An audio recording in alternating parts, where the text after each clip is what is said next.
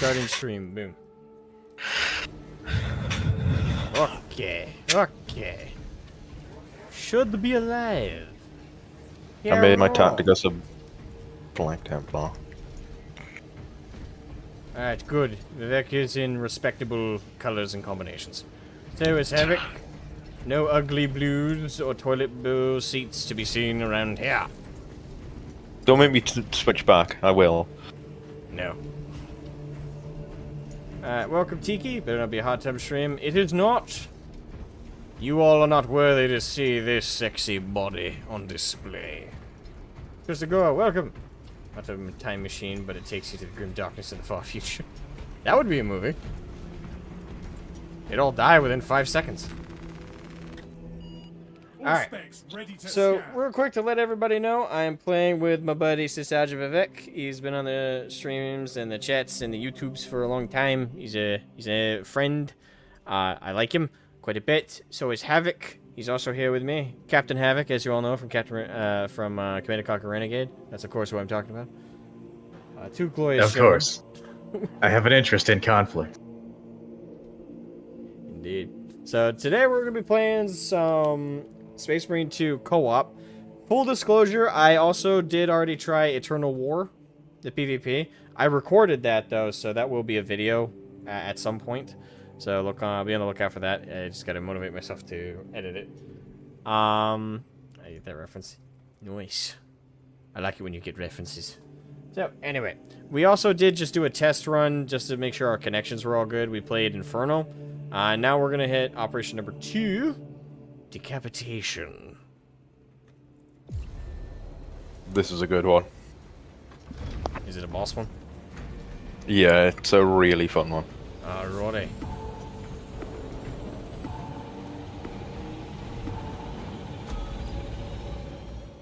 Let's get underway. Oh, okay, clipping Thunderhawk. Alright. Huh? The Thunderhawk clipped on mine, where there was another Thunderhawk sitting underneath it, just parked there. Well, you know, it's the Ultramarines. They need spares. The Ultramarines can stack Thunderhawks. It's actually part of how they win every battle. Ah, right. Every Thunderhawk you see is actually 4 of them. T says it's a cozy farming game where you can date villagers. Yes.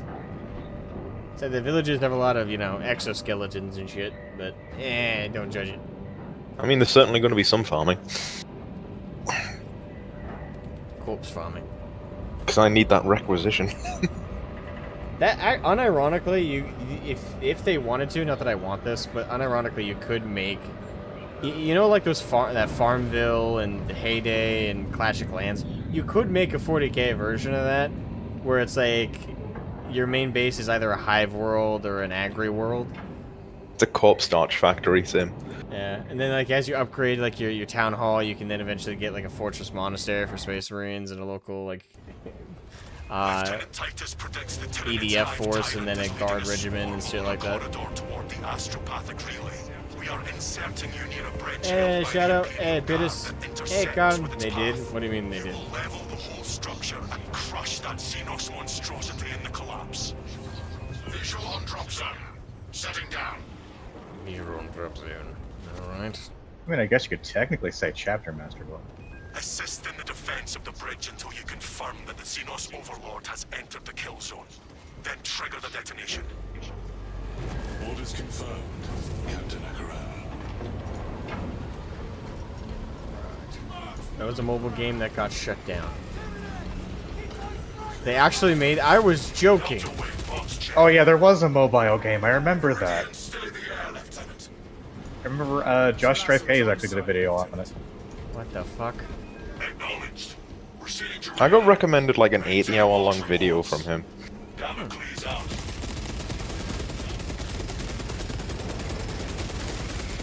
Like 18 or 80? 80. That's 80. That's fucking It was long. like playing through. It was like, I think it was a supercut of his streams if I had to guess, because it was like a total playthrough of a game. I didn't even know you could upload a video that long on YouTube. 80 hours? What the fuck? Yeah, it was at least 3 days. I don't know how YouTube servers run this shit.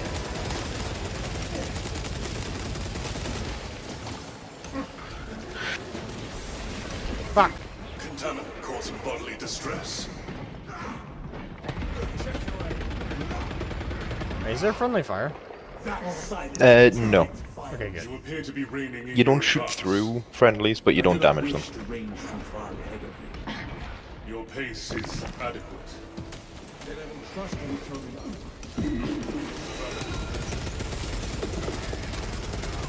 Die, you casinos. Hey, Nathan. Asmo, a Black Templar? Say it ain't so. It's the only correct aesthetic. Everything else is bullshit. Except salamanders. I'll give salamanders. And blood angels. Yeah, blood angels are pretty good. Imperial fists. Yeah, those are always... You know what? Everything except the ultra. Arrows. Nah, the Ultramarines are cool as well. Ultramarines have a place in my heart. Okay, well, they have a place also in the asshole of Gilliman.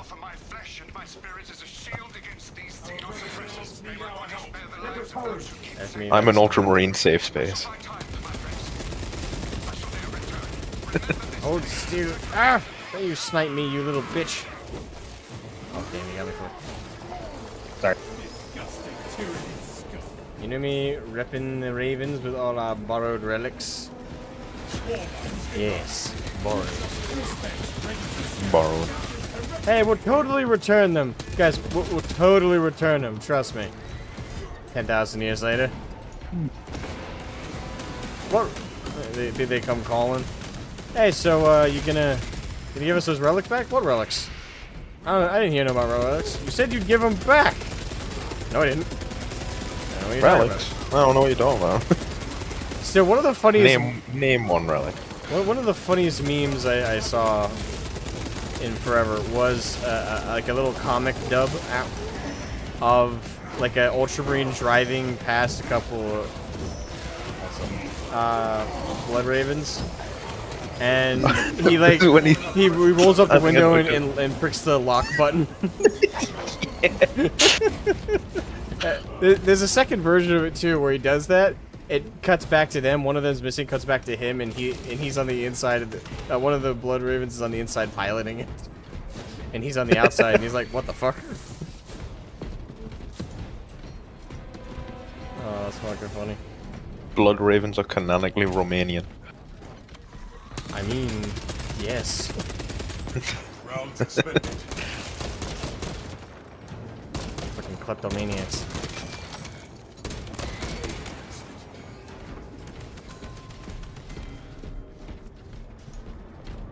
There's no one around to tell me not to quote-unquote steal it, then it's free. It's in 5 minutes I haven't seen a single strong female main character, girl boss who don't need no man. Game gets a 1 out of 10 due to lack of culture. Fuck off. Sad thing is, that's a joke from you, but there are people who say that unironically. Oh, you don't. Fuck you. Well, actually, there was well, allegedly, I posted it in the topics channel of the call lines. There's allegedly a comment on a Asmongold video from the CEO of Saber, and it's a very promising comment, and it basically talks about how they created this game in part because they miss old styles of games That is from like incredible. the early 2010s.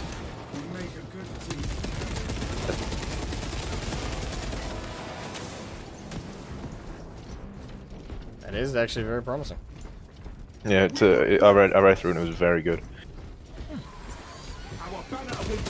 And respectable, because I do miss these style games too. Yeah, I do. Oh, Whoa, hello. Eat fucking explosive rounds that are diamond tipped. eat my diamond tip. Cookie dough, what's up? Catching up on the 40k Agri Valley idea. Harvesting has to be a seasonal event, where if you're not ready, you will lose citizens in the giant threshers. Reporting in from the tower, Captain. Huh. The Munitorum does not store explosives to Codex Astartes standards. Balaz Varga. Asmogold hearted the comment by the guy, so maybe he is legit the CEO. Yeah, all I know is that he made the comment. It very well might be him. It very much. It could not. It just depends. It's the internet. You can't 100% trust it unless you see some like tangible evidence. Oh. Yeah, I personally believe that it's likely to be true. But again, I don't want to just be like, yep, it's real, because it very much might not be.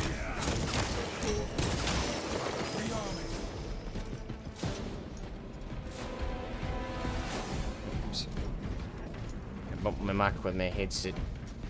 That's not the way. Oh, shit. Oh, He's not the way. I still have explosives to place, brothers.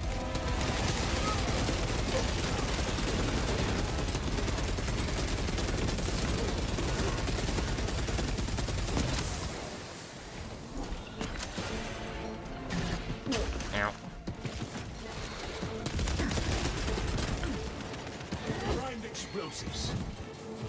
There's another guy commenting who I sleuthed, and he looks like a genuine artist. The video game with video game making tutorials on his page. Okay.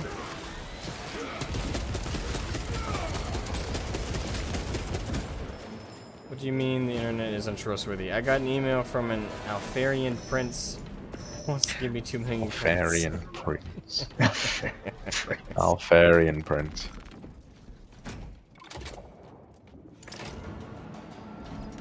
Support mine. Totally legit right there. That is all of them. Bring on the monstrosity. The hive Oh, by the way, a bit of a performance report for everybody watching. When I'm not streaming, the game runs like smooth butter. So I think part of the performance issue has been streaming it. I think it's just too much demand on the old hardware. You are fertilizing our Xenos. Yeah. That's some good news. It means I can play the game, no problem, off stream. The problems will only be on stream. But downside, that means there's gonna be some issues on stream. They're minor though. It's just a frame rate drop.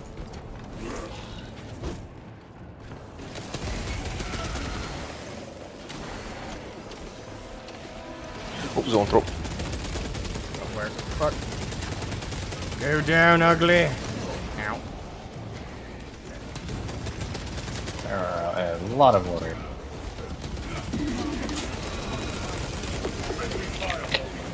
Come here. Fuck and you. Xenos countermeasures successful. Your orders. Purge alien bioforms.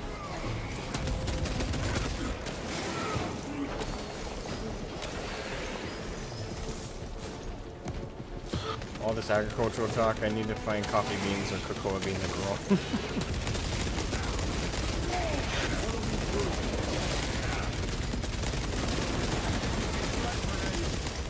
Iron Halo protocol in progress. Out of it. High priority tyranny eliminated.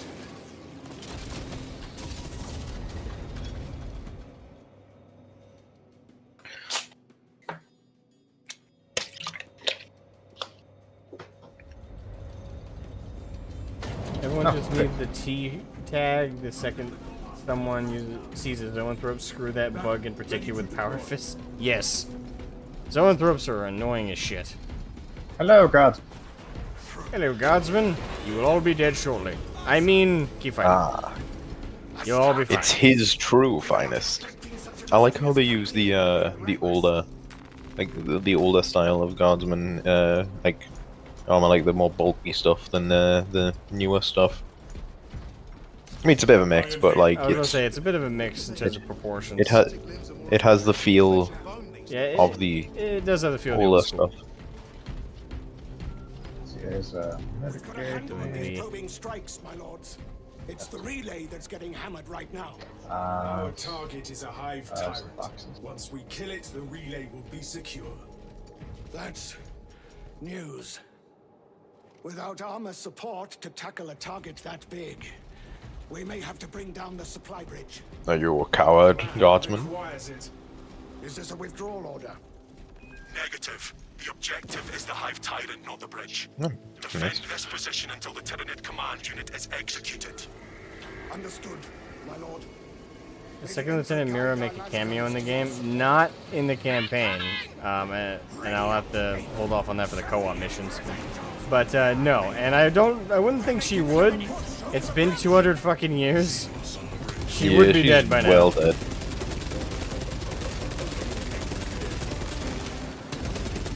I mean, there's ways for humans to be preserved for a good chunk of time. I mean, but yeah, if they wanted her to be alive, they could easily justify it. But it's she would not be in a good state though. Hive Tyrant is Like humans No. that live that long, there's a lot that happens there.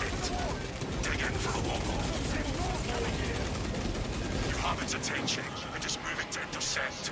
Apply more pressure.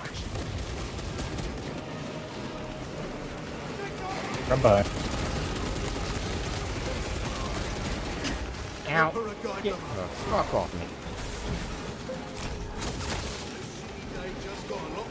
I think that guardsman just killed a Tyranid warrior. It's crazy. Nice. Well done, Godsman.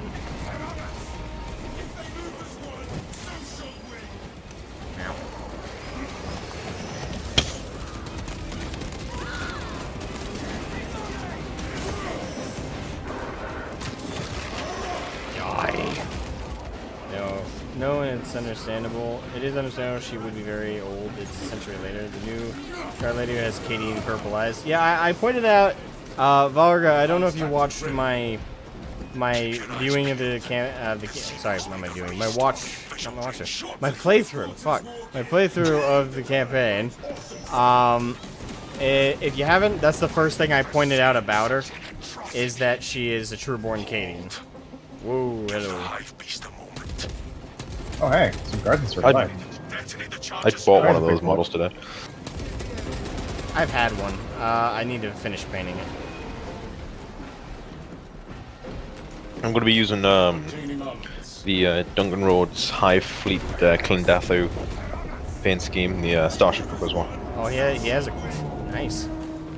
Yeah, it looks really good, and so I'm excited to paint it. And it's fairly quick as well, because most of the detail is just a few little dots. The ambush was a success. It is not dead. I will protect you, Godsman.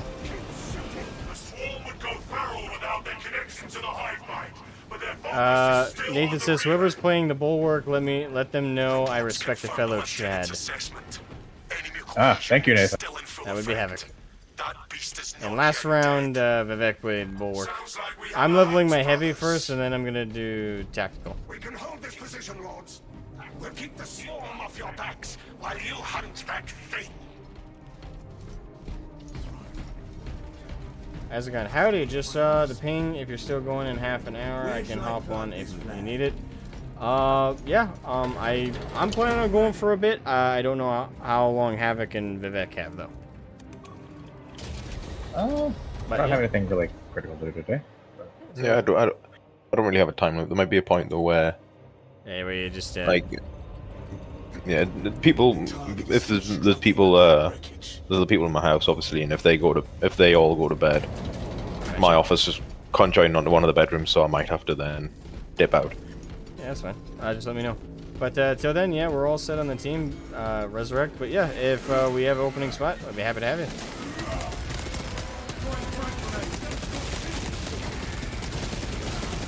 Ow.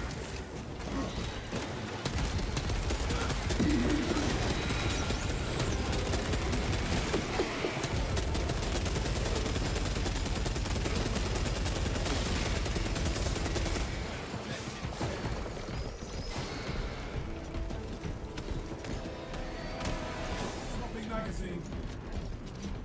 I have observed your silence. Let's start as an experiment with a few flower pots that exploded like a Tyranid invasion. I have small trees now. Oh, nice. Are they just like oak trees, or are they like apple trees and stuff where they like produce fruits?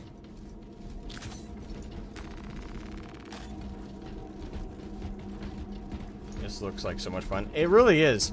Like, I definitely give this game my full backing and support. It has been very, very good. Oh, we're gonna have to kill this thing, aren't we? Yep. Yay! Let's go kill the Hive Tyrant. At least it's injured, so that means it's actually possible for us to kill it. Yep. I will fight it with my bare hands in the name of the Emperor. You have bare hands, brother. Yes. I stole them from the Space Sound- Wolves. Sounds like a mutation. Heresy.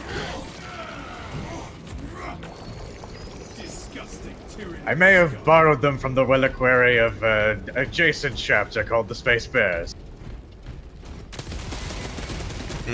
It's a Power Fist relic, you see.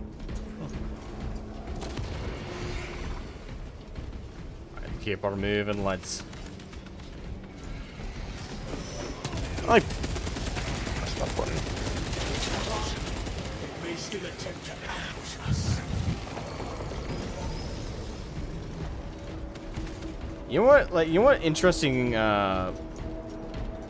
banter I kind of thought of a little while back between a Black Templar and a Word Bearer. As a Word Bearer is like, you worship a false corpse god. I think the easy like kickback to that is yes, and even as a corpse, he makes your gods shudder in fear. Nothing but static now. Is this the dead zone? Our duty I think they would remains bond over their similarities. forward. They have very little in common. Both religious fanatics.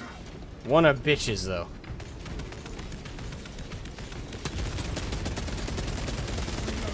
The Black Templars both. are kind of like Conan in terms of their faith. The Word Bearers are like, oh, I need my god to do shit for me, otherwise I don't believe in him. Black Templars are like, why would you need your god to do shit for you? Are you so weak and pathetic you can't do it for yourself and for him? Don't be a bitch. Yeah, I like both. I like most things in 40k. So. I like nearly everything except the Ultramarines. Yeah, that's The Emperor laughs at your four gods. It's the one area I have no love loss.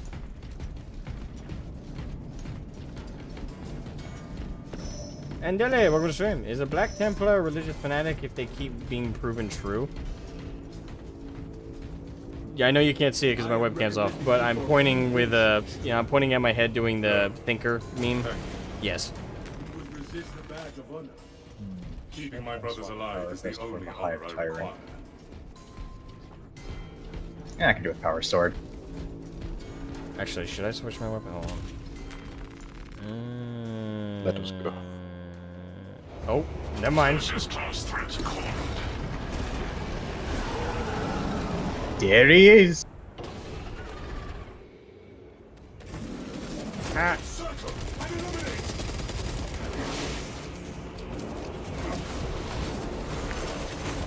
Ah. Shit.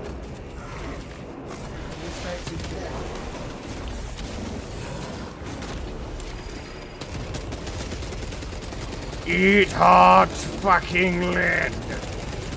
Shit.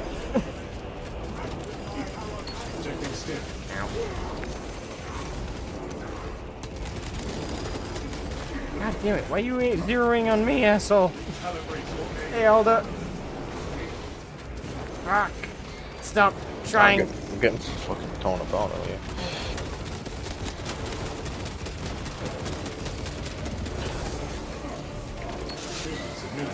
Eat crap. That is no death spasm.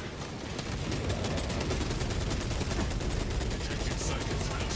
Wait, did it just fucking regen its health? Yep. It's like a multi-stage boss, or like a two-stage. I think it's two. I'm getting absolutely freaking shredded. Yeah, I am getting shredded.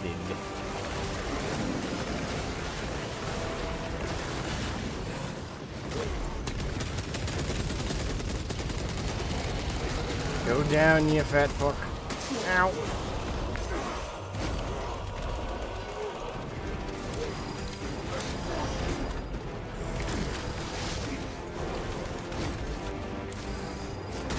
Ah, fuck. Thank you, brother. I appreciate for the assist. Oh, fucking shit. Die! Let's shoot warrior real quick. Oh, there you go. And we bring him down. Also, as a Nid fan, I absolutely hate the dialogue of this mission. How the heck does killing a single tyrant with 100% zones floating about, chain stunning your bros do anything to the synapse? Excellent work. Any contact with I will say I didn't comment on it too much during the campaign. I did a little bit. During the campaign, I did denote that I can believe killing a tyrant would cause a huge synapse. What's the term? Synapse feedback in the like in the immediate vicinity, but worldwide the Nid should have still been quite active. Yeah, it was specifically to kind of be able to get into that one place to send the message. Yeah, it's a little confusing. Because I can't remember if they say that the Nids are completely taken out after that, or if... Because if they're completely taken out, that is lore inaccurate, but if they said that just in that immediate area there were... I do think that works. On one hand, this game is hard. On the other hand, is it? I mean, on normal difficulty, I beat the campaign and I only died like twice. Like, died. I got down more than that, but...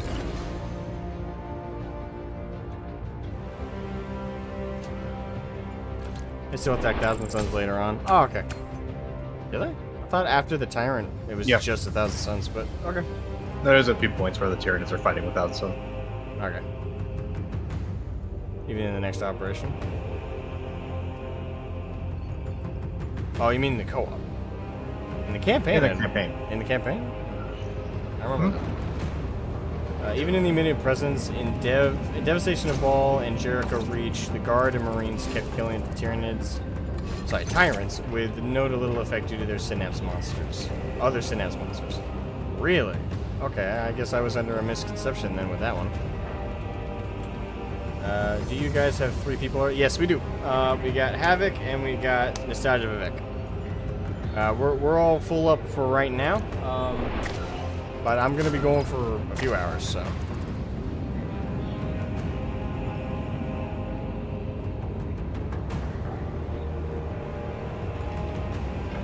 And then we go through Mastery Point gained. Okay.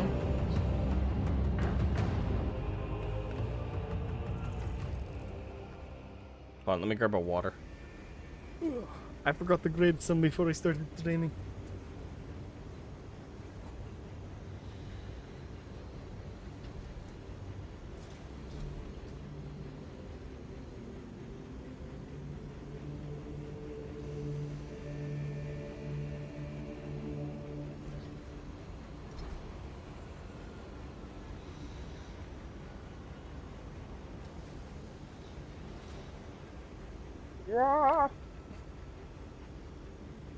There we go. I got me some water.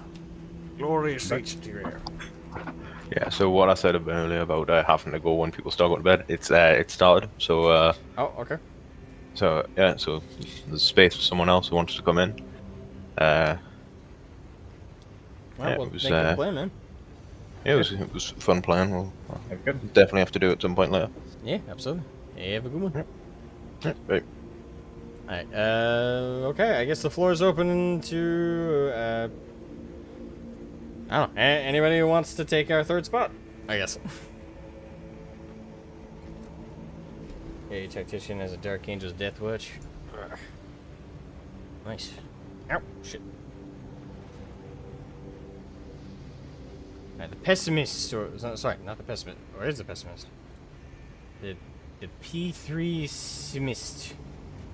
Pessimist, Black Templar Battle Brothers, yes. Honored brothers, and I almost said Sons of Sigismund, no, we're Sons of Dawn. but younger siblings, younger sons, little brothers of Sigismund. Yeah, we'll go with that one. Sigismund was big bro. He passed away. With that face. Okay, Alder says he will. Okay.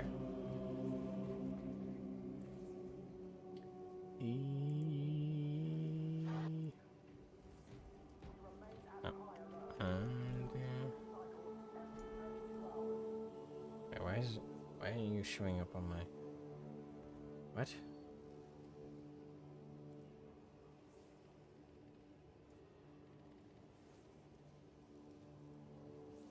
Oh, are you not on my Steam list? Why aren't you on my Steam list?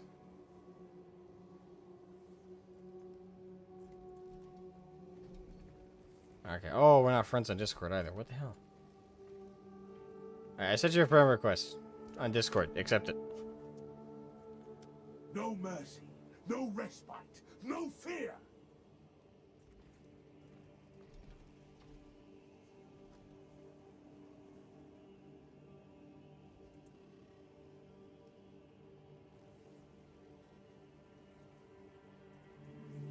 As the Emperor is a shield for me, so am I for my brothers.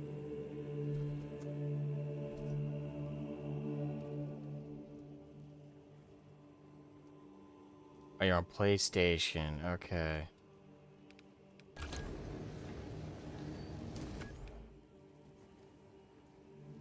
I still need to add you to the DM call, though, so...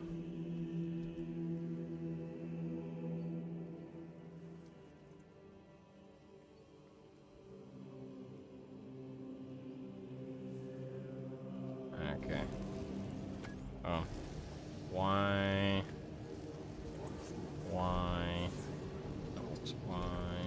Oh, do you need the code again? What was? Hello. Hey. I do need the code. I don't know how to pull it up though, because when I... Okay, so hit Y, and then not the enter key. You use the arrow key to move over to the The key? Okay. yeah. The invite code is H4QH9. H4QH9. Yeah.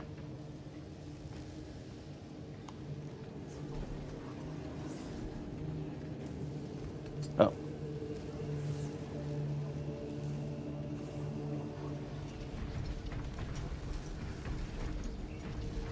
There we go. Cool.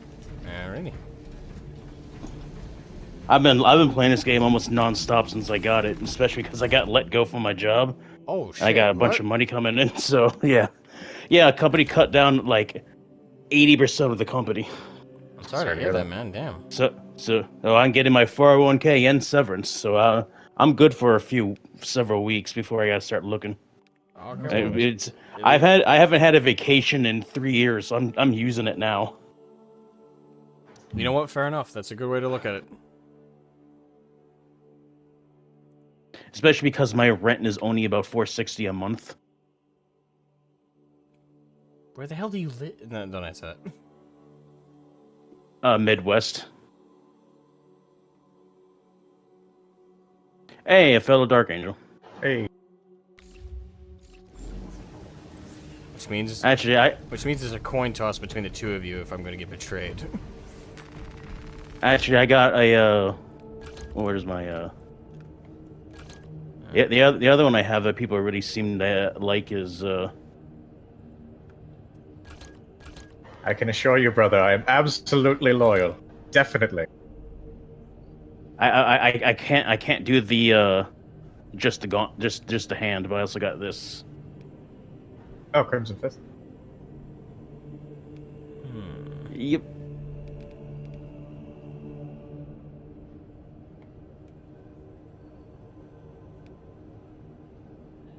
And see if you can recognize this one.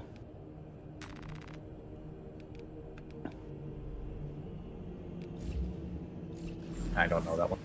See that? Thank you for the 5, man. Thank you. Random contribution to the buy Asmogan another K-47 Walker model fund. Well, thank you, man. Yeah, I still gotta pay the one I have. I also gotta finish the Gundam I'm working on. I got a bunch of side projects to finish. Yeah, so I'm not gonna be streaming this game a lot this coming week. I am gonna stream it a little, stream and or play it in the background this week for a bit. But I do need to get some other stuff done that I had set in place before the game came out. So that is something to denote. Hey, Matthew Gordon, welcome to stream. That was the Marines Malevolent. The best I okay. can make anyway. Nice. Hold on. The perk tree, that's what I wanted to do. Did I want to get thermal boost? When a ranged weapon is 50% overheated, range damage increases by 15%. I guess I'll blend it. I could also join Asmo and be another Templar. It's up to you, but if you choose to be a Black Templar, I warn thee. Your penis will grow 3 times in one go. So will your ego, but it's worth it. How dare you treat Comfort 47 like a side chick?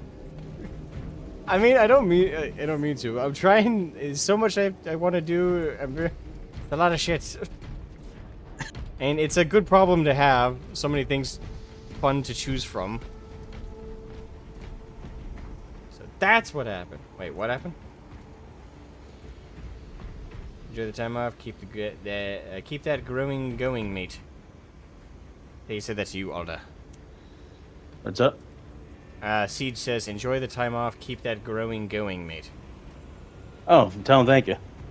I have my stream muted right now, so it doesn't pick up into the mic. Cause I don't have a computer. I don't even have a cell phone. Right. They can hear you through my OBS though. Thank you, man. Appreciate it. Can you guys? I'm assuming you guys could hear them. I assure you, if you can't, I'm not talking to myself. I promise. I do that off stream. I tell you what, the full set of Death Watch armor is expensive. Yeah. Wait, you bought it? Oh, you mean in-game Well, not currency. with money. Okay. Yeah. It took me probably close to 1,000 currency to unlock how everything much? just to get it. How much is the season pass? $40. Yeah, damn it. I have to wait till payday then. Which I hope they bring in Vox Grill and Beaky helmets, Please. at some point. I mean, I'd like to have beaky helmets, but I won't be wearing them. That's for other people I'd want that for. I mean, I'd totally recolor my Assault's Marine into a Raven Guard and put on a beaky helmet for sure. Okay, gotcha. Adam Warford, welcome to the stream. Yes, we can hear them. Okay, good. When I play Black Templar, my penis increased in size. See, we're getting confirmation from Vivek. Then when you switched to Ultramarine, it decimated in size. Have you completed the campaign, Asmo? Yeah. Haven't you seen the streams? Okay. Oh no, I haven't been on YouTube much. Ah, okay. Yeah, I finished the campaign. Okay, so I can talk spoilers without much problem. Should be able to. Yeah, warn everybody watching. We will be talking spoilers of the campaign if you haven't played it. This is Okay. this is I know you roll your eyes at Ultramarines, but did you soy jack Pog when Calgar came out? No. And just started hamming it out? No. No? I roll my eyes. It's a cool moment. I'm not gonna deny that, but I love the Space Marine cheesiness of it. Every Space Marine chapter literally has had that moment multiple times. But have they ever had a moment of a dreadnought throwing a statue at a demon engine's face? The Black Templars have had cooler than that, actually. But yes, equivalent or better moments. That was epic. I loved that. That was great. But it's always fun to watch an old man dreadnought have no fucking patience for this shit. That will always be great. I still think the biggest, I enjoyed the story, for the most part, but I still think the Death Watch should have been the main thing, and he rejoins the Ultramarines at the end of the campaign. The moment with Calgar should have been him rejoining the chapter moment, and the whole game should have been about the Death Watch. I don't think he should have rejoined the Ultramarines at all. I mean, he became a Black Shield. Like, that's for life. It does feel like the Ultramarines thing was kind of a GW Well, that's what I enforced said. thing. Yeah, that's what I said during the campaign. That's 100% what that was. That was a GW mandate. That's because this game is going to act as advertisement for the miniatures, like wall things for Games Workshop. So they want the poster boy faction to be the player Astartes faction. So that's why they made it Ultras again. I've already pointed out the lore issue with the Black Shield, with Titus being a Black Shield and then being brought back to the Ultras. That is not how that works. I feel like they could have made it work had they handled it a little bit better, considering like the extreme circumstance of what was happening. The only two things they needed to do was, instead of say Calgar ordered his return to the Ultramarines, say Gilliman. it was Gilliman. Because Calgar's just a chapter master. He does not have authority over the Inquisition, especially the whole of the Ordo Xenos and the Death Watch. But Gilliman, he does have that kind of power. Honestly, I think it would probably been cooler seeing Gilliman. Other than seeing Gilliman show up instead of Calgar, that would have been just a sit back and watch the carnage moment, because, I mean, it's not like Calgar's not invincible either, but like having a Primarch on screen would be interesting, but it would also take away all of the tension because it's a Primarch. My eyes would roll back into my skull if that happened. It's like, oh look, it's the it's the politician. Yay, he's arrived. I wonder whose throne he's gonna steal today. What brother did he betray this week?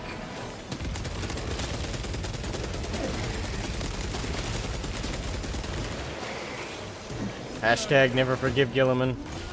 He stole the throne from Dorne.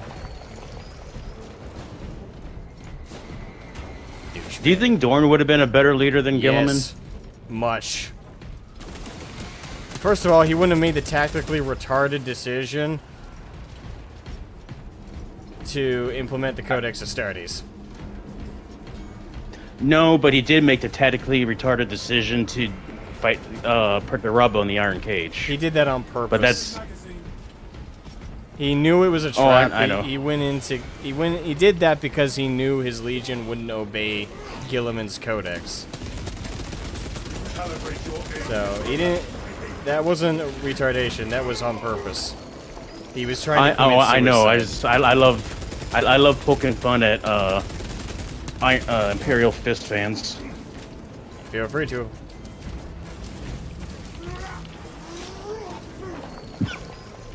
And honestly, I think I'm more of a Fist fan than an Ultramarine fan myself, because the first 3 legions I made and custom creator was the Crimson Fist, the Black Templars, and the Imperial Fists. All the Chads. Then I made Marines Benevolent because I wanted to be a dick to Salamander players.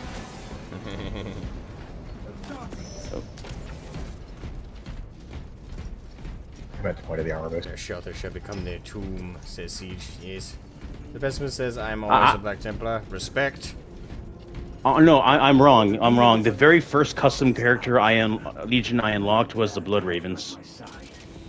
You honor me. Good pick. Such a virtue pales when compared to your tenacity. Pierce says, I'm a fan of the Minotaurs aesthetically.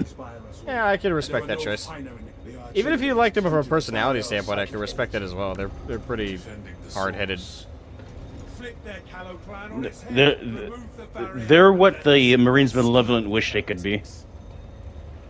Yeah. Nathan says, way nice one, Alda. Fellow Raven. Yes. Sweet. Blood Ravens. They might be filthy stealing gypsies, but they're more respectable than Ultra Smurfs. Resupply. Refilling magazines. The Blood Magpies. Again, still my favorite meme. Just the Ultramarine pulling up in his tank, sees the two blood ravens there, does that press down on the old school door lock. It's like, oh shit, we in a bad neighborhood.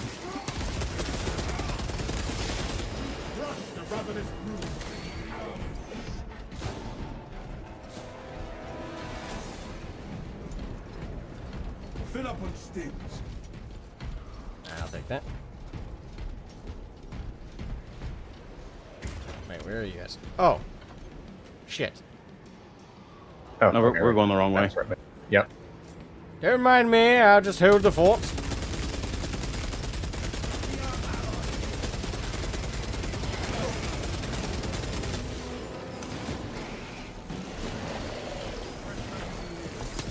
Did you also roll your eyes when you saw him being Primarisified? Yes. They ruined him. It's like, you were a Chad Death Watch member, firstborn, and now you're a Primaris. Damn. I mean, he did kind of get ripped 90% of his body in half by a Carnifex. I know why it's they kind of did hard it. to plot hole. I know why Death they did before dishonor of being a Primaris. it.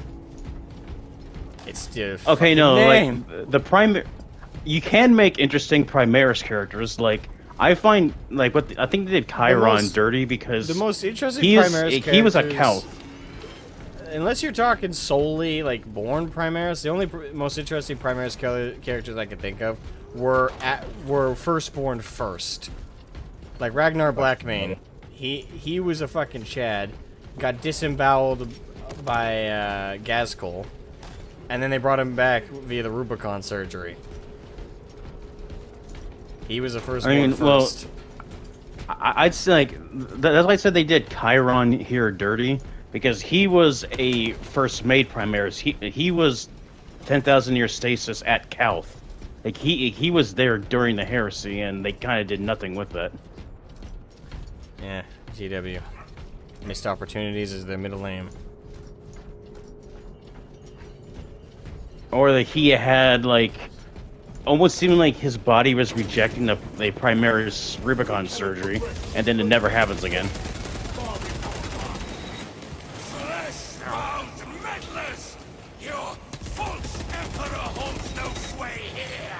Oh, just multiple. Okay. Ow. The changer of Sorcerer. ways shall Adapt and refocus. Ah. Summoning the psychic disruption. Guy. Ow.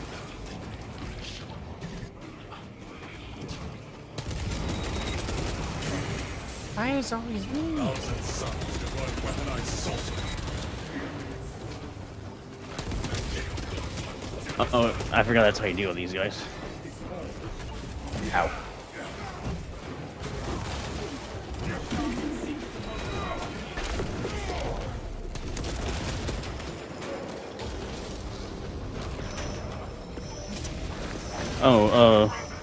The thing is, I was trying to dodge, but the thing is, when you're aiming, you can't dodge.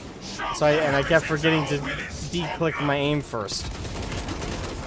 And so in that box of time where the alert showed up, I didn't have enough brain speed to immediately click off my aim and then dodge. Fuck you. Piss off.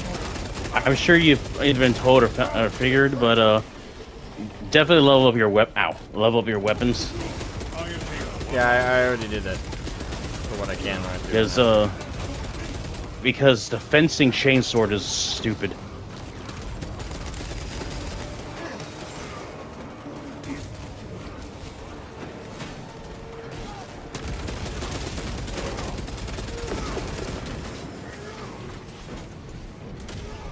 Explode into confetti. You didn't do anything with it. The plot point was forgotten. Yeah.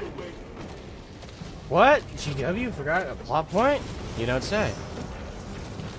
Next, you're gonna say they make terrible war decisions. Friendly fireballing issue. Female Space Marine? Sorry, female custodies? Anybody? God knows the other one's coming. I've been told there is actually like one funny moment in that new animation, and it's the Sister of Silence doing sign language to all the psychers saying, "We're gonna sacrifice you to the Emperor," and the custodian just translated it as, "You're gonna be fine." Sorcerer, Ultramar stands triumphant. Petty hogs. I forget that the custodians are kind of pricks. Well, for the most part, yeah. Depends on which one as well. Because they're individuals. Yeah. Take that stick and shove it up your rear end. Asmo, how's There the we go. fuel to Alright. play your proper color scheme? Very good. I am no longer clad in the ugliest color scheme imaginable with the toilet bowl as my symbol. I wouldn't call theirs the ugliest color scheme. Blue and white. There's the Nova Marines. What's their color scheme? Theirs is also blue and white, but half their body's white and half their body's blue. So that means, depending on which angle you're looking at, they might be mistaken for white scars. Immediately better. Or maybe they're white and black. Deploy heretic counter. Stand ready to serve, brother. No, good to hear. Another altar. It must sustain this dome. How dare you call it a toilet bowl? Kiddo Sicarius will be mad. Good.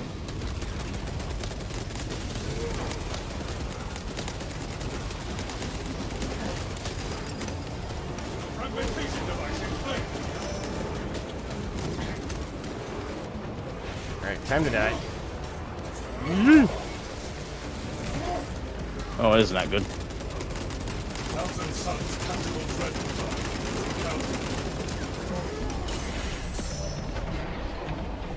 Spiritual integrity compromised. Conversion field operational.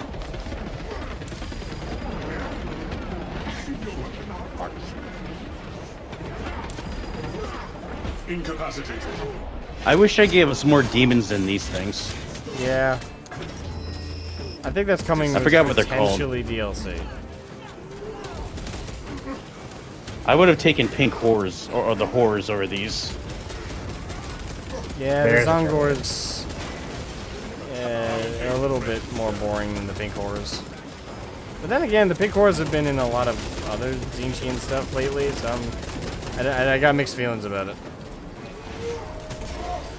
Well, despite my reservations about using the Beastman, at least it's not Nurgle. Yeah. I love Nurgle. Yeah, He's like the default chaos to use. yeah, someone in one of my campaign streams said, "Why not? When do you think we're gonna get Slanesh highlighted in one of these?" And I said, think that was me, "Never." actually. Was that you? Yeah, I said. Yeah. Like I said, never. Oh, Like they are trying to become more mainstream friendly, and Slanesh is the least mainstream friendly thing in 40k. I mean, they did the Dark Eldar in Martyr. Yeah, in Martyr. That Martyr shit, came whole out in what, 2013, 2014? They re-released it and gave a new DLC. Martyr? They completely redid the whole thing from the ground up. Rogue Trader also had a lot of skill there. Rogue Trader, I've already pointed this out. Rogue Trader is not really a mainstream product. I would argue it's a role-playing, it's a turn-based role-playing game, which is not very popular in the greater gaming sphere. Granted, it came out when that was hitting a lot of people's doorsteps with, you know, Baldur's Gate and all that, but Too bad the game falls off after the first act. yeah, sadly. It had a lot of promise. I don't know. At least it had a good element to it. It's one of those things where There's a medipack thing. wait, what? Arrived at access. There's a Medicaid. Self-triage. Good. Yeah. I'll switch it. I get switch to shotgun. Packing up equipment. Ready Alright. for next encounter. So Death Watch, Dark Angel, and a Dark Angel proper, and then a Shad Black Templar. Yep, this fits. Get a hammer. Parasite spores. Yes. Apparently, those Warhammer books that feature the child protagonist can get were not as kid friendly as people thought. Are you talking about Warhammer Adventures?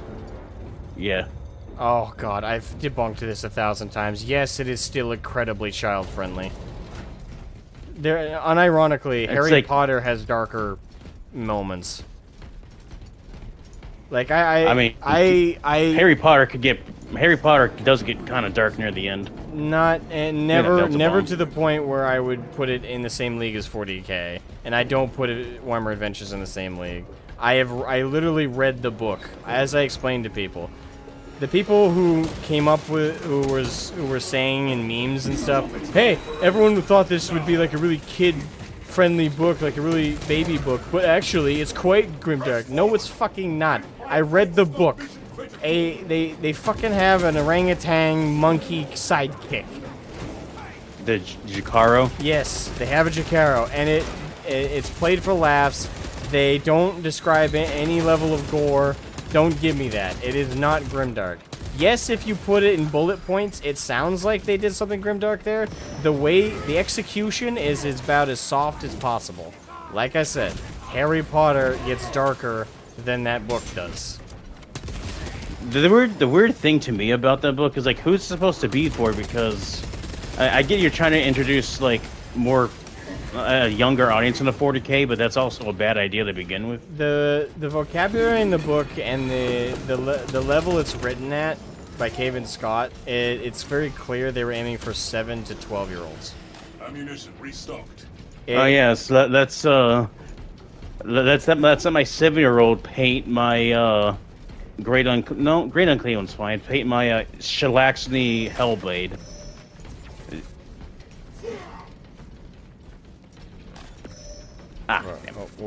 Vargas says, am I the only one on the planet who can't stand Harry Potter? I mean, I don't blame you if you don't like it. Like, I grew up with it, so I have a lot of nostalgia with Harry Potter. Like, I really liked it as a kid. And, you know,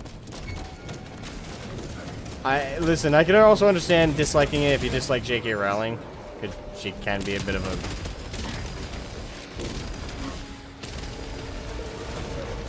What's a word I can say on YouTube? A twat. Let's go with that. She can be a bit of a twat. But at the same time, like, the books are full of I would argue Harry Potter is a good book for kids. It is a good book for kids. I do think some of the adults that grew up with it are still a little too obsessed with it. What's that phenomenon called with Disney? Is it like Disney adults? Disney adult. Yeah, Disney adult. Yeah. Harry Potter has had that for the longest time for Harry Potter adults, effectively. Like there are way too many like full-grown people that are still way too into Harry Potter. Don't get me wrong. I like the books. I still enjoy them. They have a lot of plot holes, but I will never shit talk them.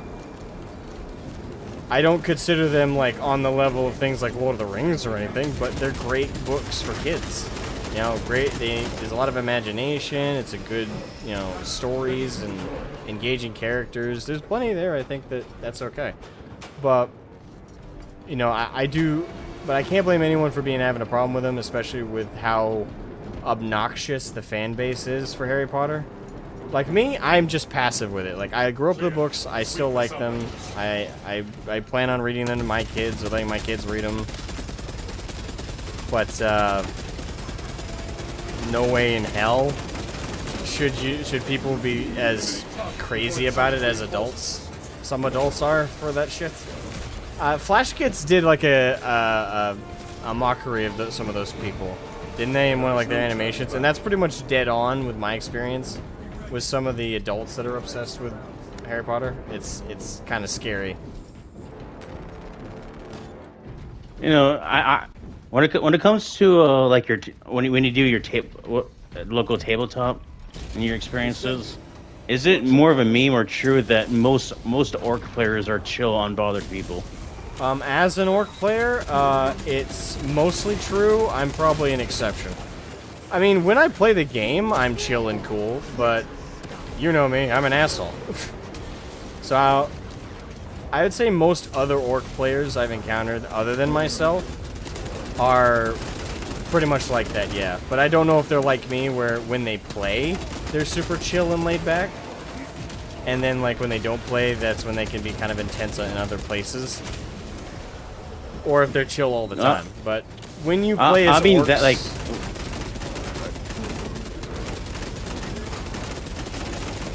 Yeah, no, my bad.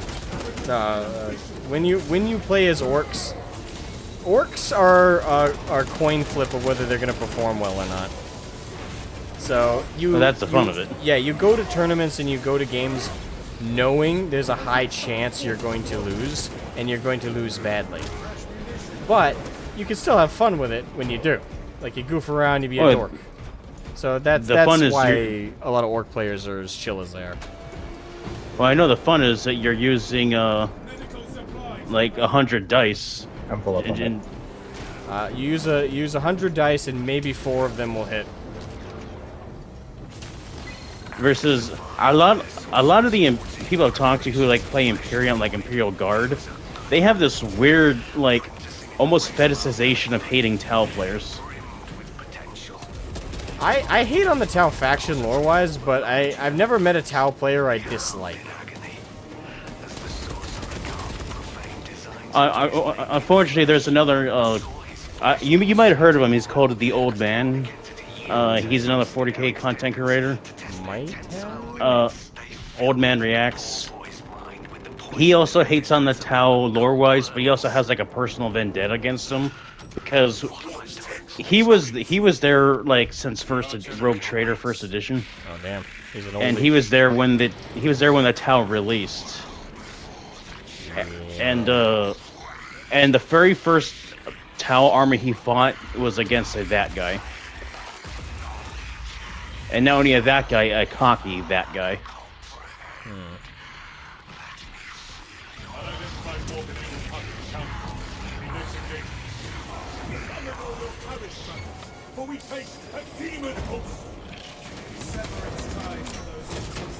And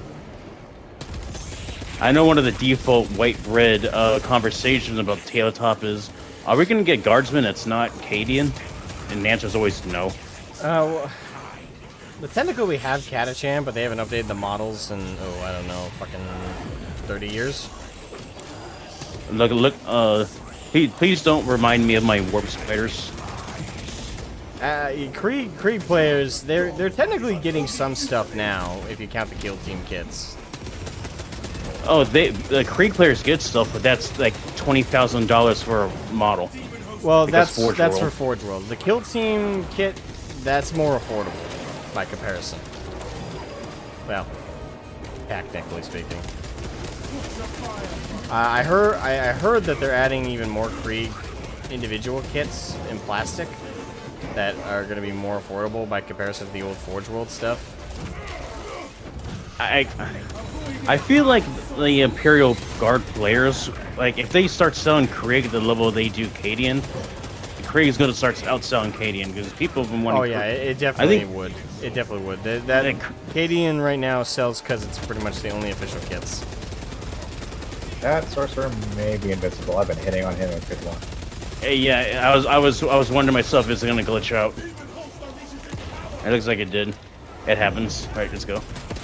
Okay. Yep, you just got it. Someone just has to distract him. Where'd he go? Probably up to us. No, he's still there. Well, let me harass him. The Imperial Guard faction I want, I don't think we're ever going to get. Mordians? That's the, No, I do like the Mordians. Huh. The Maccabi and Janissaries. Oh, yeah. No, they're outside of 3D printing. I hate to say it, but no. They're not too unknown of a faction. Yeah, we're just as likely to get Valhallans, to be honest, which is sad. Valhallans makes sense. Yeah, they do, but I'm just saying, but how popular are they? Like, you go to an average guard player, how popular are they? That's fair. Like they'll probably pick the Vostroyans or the Valhallans. Yeah, they'll pick something that, like, honestly, if I had to say in terms of popularity, what would get picked up for model kits, at a guard anyway. Let's see. Outside, I'd say Steel Legion we'd get more of. Armageddon. Praetorian Guard, they got a pretty hardcore base behind them. And probably after that, Vostroyans. There's a lot of Vostroyan fans, surprisingly. I mean, they're like steampunk cross-sex. Yeah. It's a fun.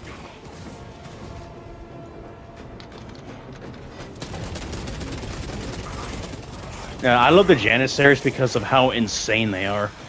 They make the sisters look collected.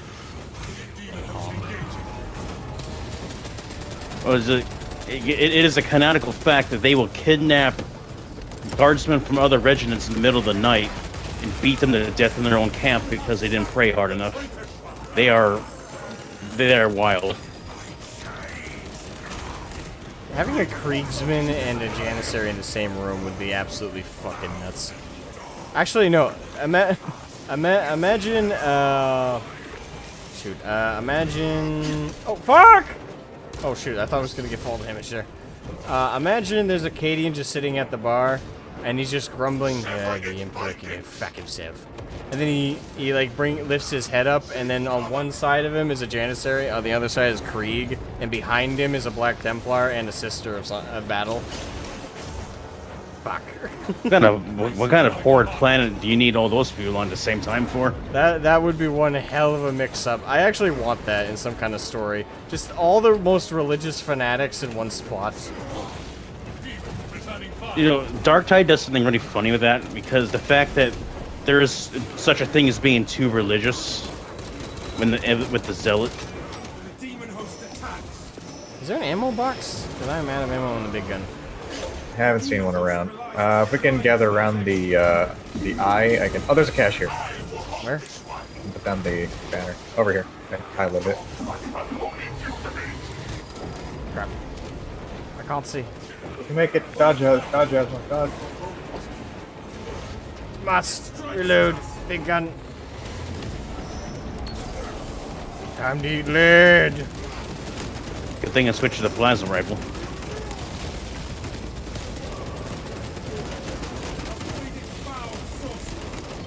At fully leveled up, the plasma incinerator is like actually crazy.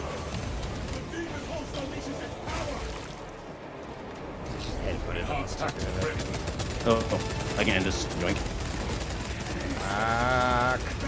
Hey, Ludus. Oh.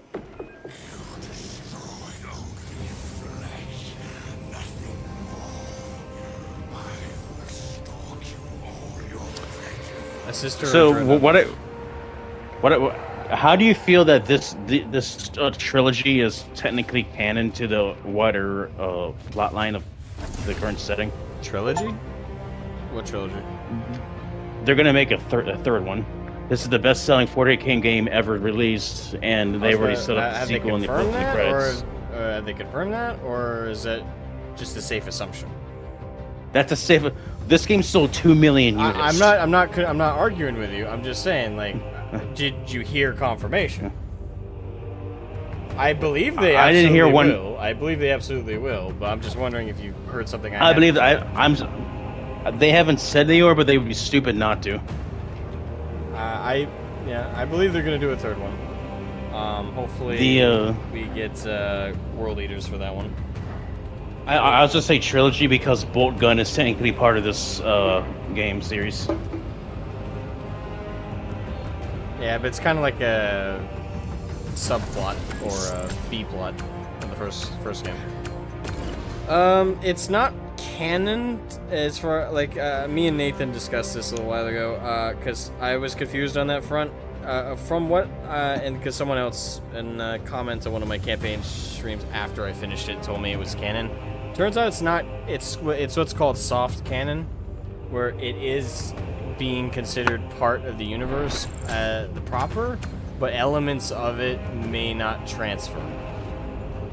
So it's a soft canon. Well, when I say like canon, like that means Malum Kaido is canon, which I believe they gave him in his own model, which means that is one of the strongest beings to ever exist. Which character? Malum Kaido, the protagonist of Bolt Gun. Malum Kaido. I mean, So have you played Bolt Gun? I have. I didn't finish it, but I have played through most of it. Like, this is a single Sterngard veteran taking on multiple Lords of Change, an Ungreat Clean One, and a Sorcerer by himself. Total Chad energy. Makes Titus look like a bitch. That, and he's a he's a non-Primaris firstborn beaky wearing Marine. Hell yeah.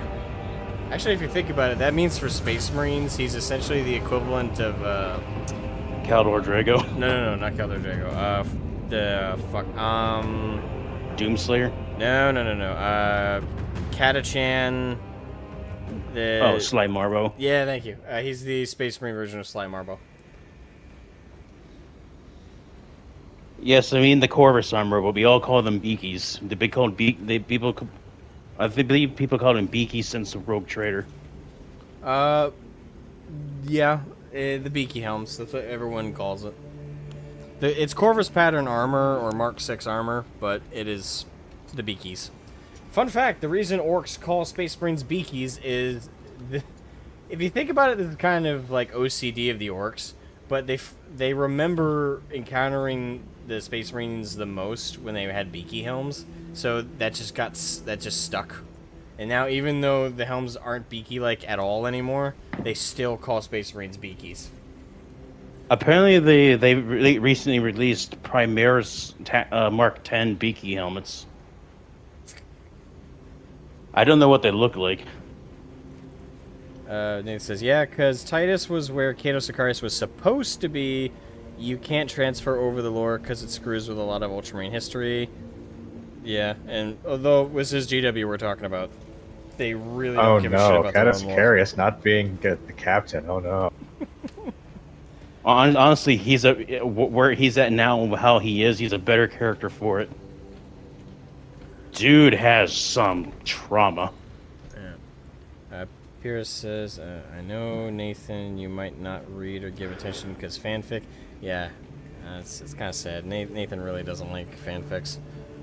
I should hide this armor, though. Just want to try and create a level. I am... Okay, now I'm loading in. Oh, wait. Got disconnected. Do you see? Yeah, it might be the server issue striking again. Yep. Oh, when you mean send the key again? Or? Yeah, I just need a new invite. Okay, Z32JK. Oh, 1 second. I'm loading back in. Right.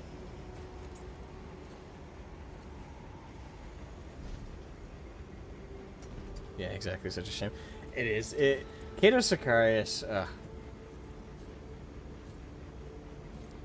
Good God.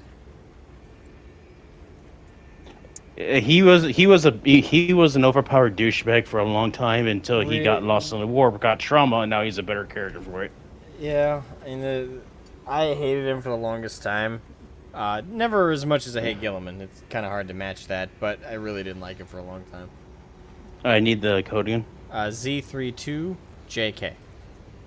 Z32JK. JK.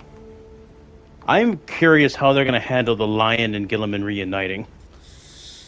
Well, do you want my prediction based on their, how they're likely to write it, or how they should write it based on the traditional lore? I could probably guess both. How they're probably going to write it is they're going to kumbaya brotherly love because with a little bit of tension, and how they should write it is both should still fucking hate each other, probably punch each other in the face a few times, but begrudgingly work together. That's how they should write it for the most part. The Lion should, by all accounts, be extraordinarily pissed at Gilliman after he finds out how the Imperium is modernly. To be fair, apparently, with where the Lion's been, like, mentally for so long, he has been, like, occupied mentally. It's not like he's been frozen in time.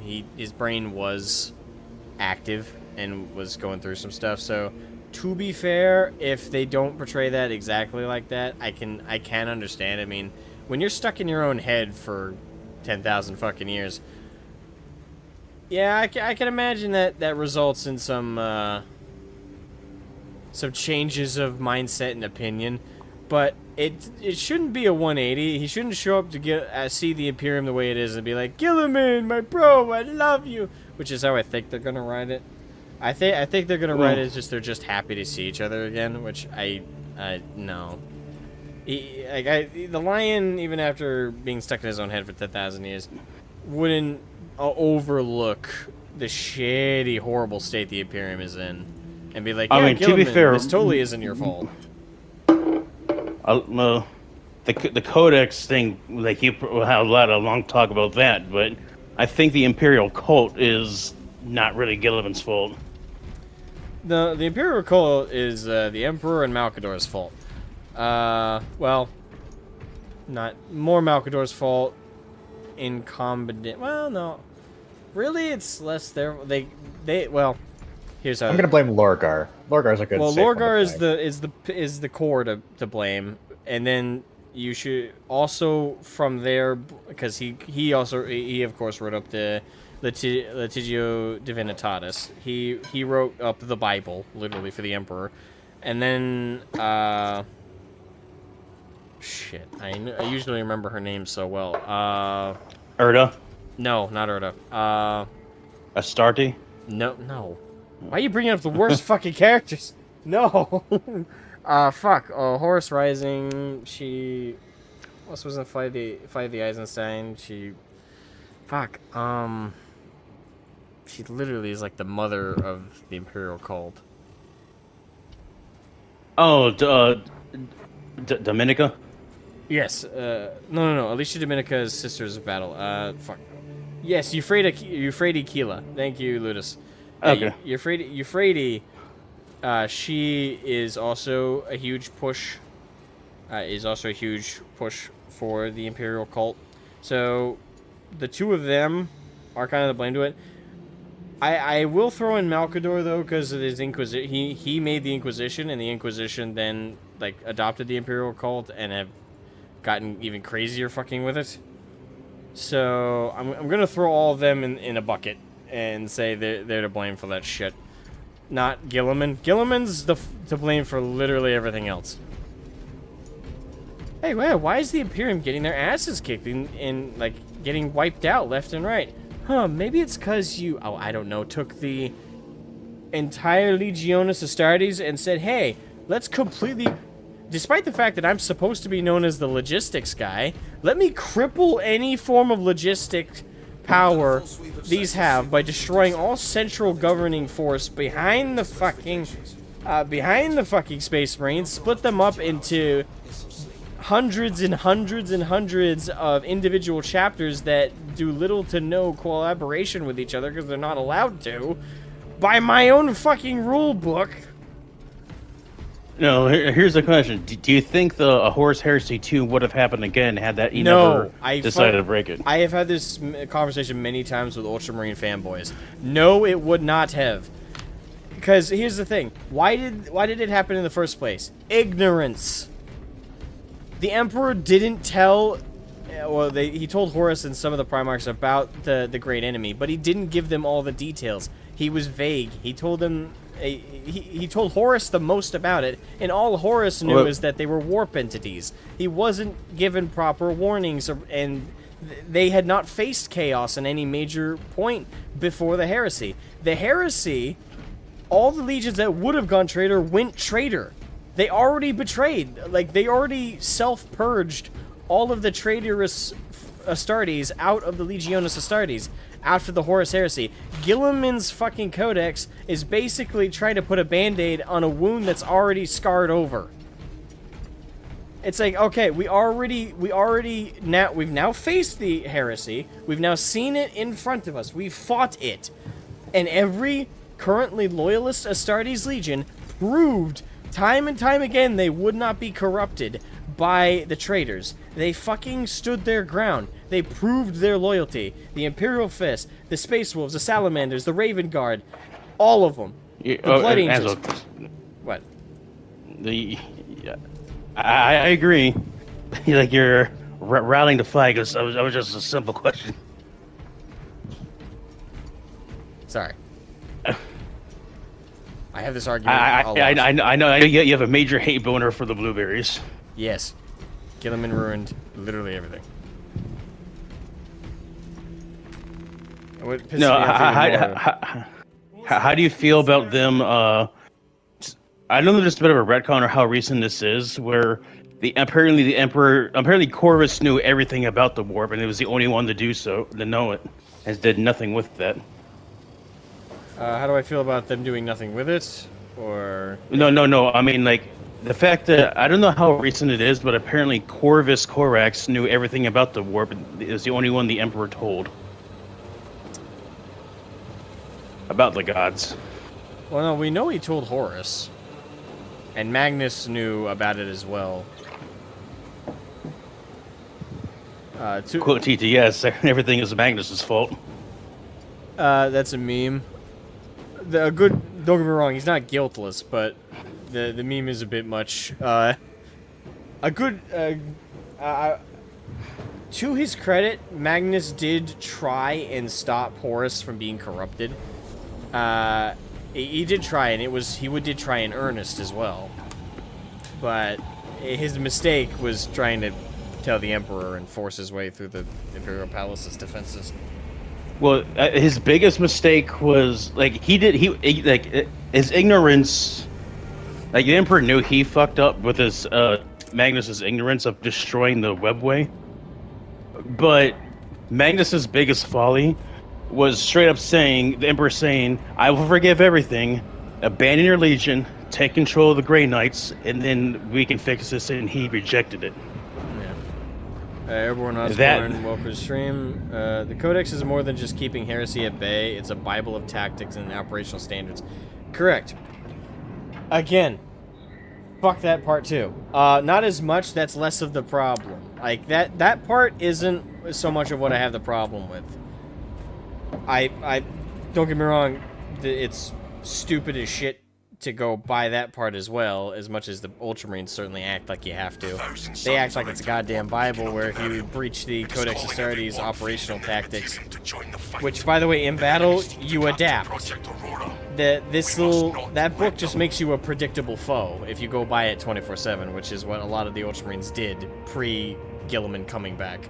And what makes me even more mad is when Gilliman came back, he's like, wait, you guys obey that thing like that? What are you, stupid? It's like, motherfucker, you're the one who wrote the fucking thing. You're the one who threatened to go to war if Dorn... You threatened to do a second civil war if Dorn didn't obey it. What the fuck do you mean? He comes back, he's like, oh shit, you guys are obeying that thing like that? Fuck you.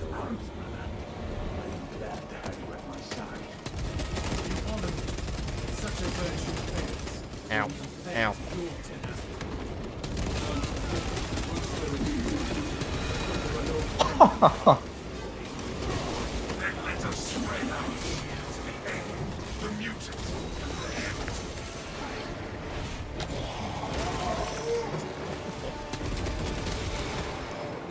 Yes, but he is a spreadsheet pro user, so your argument is invalid.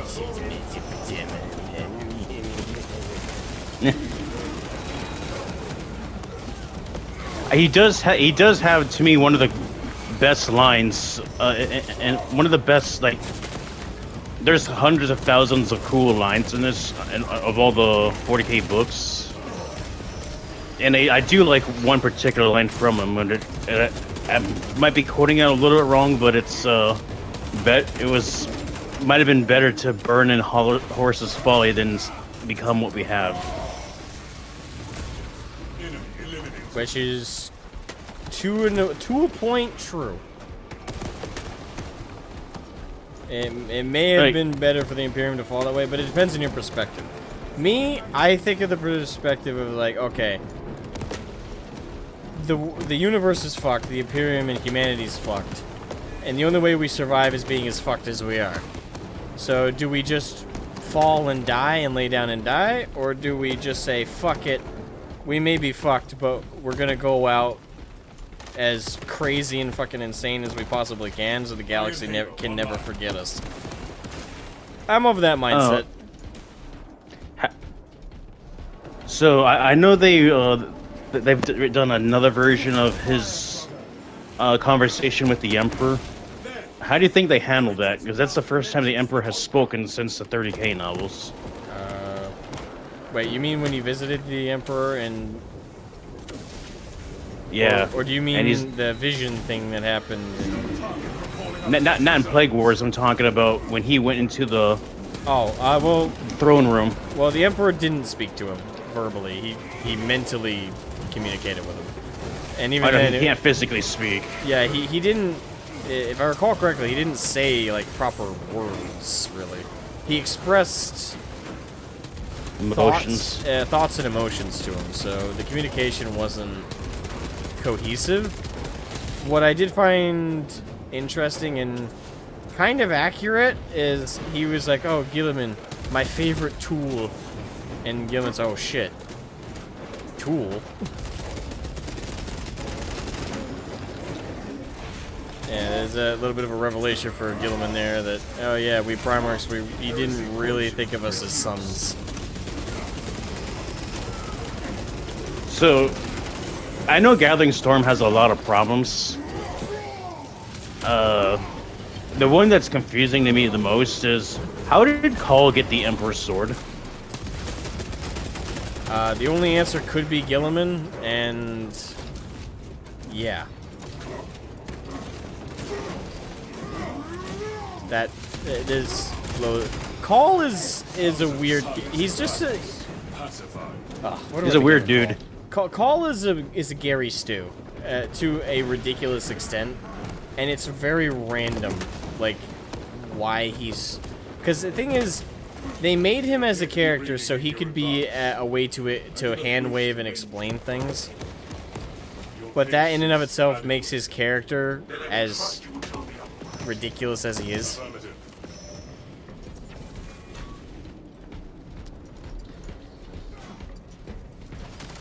Everyone knows one of my favorite accounts.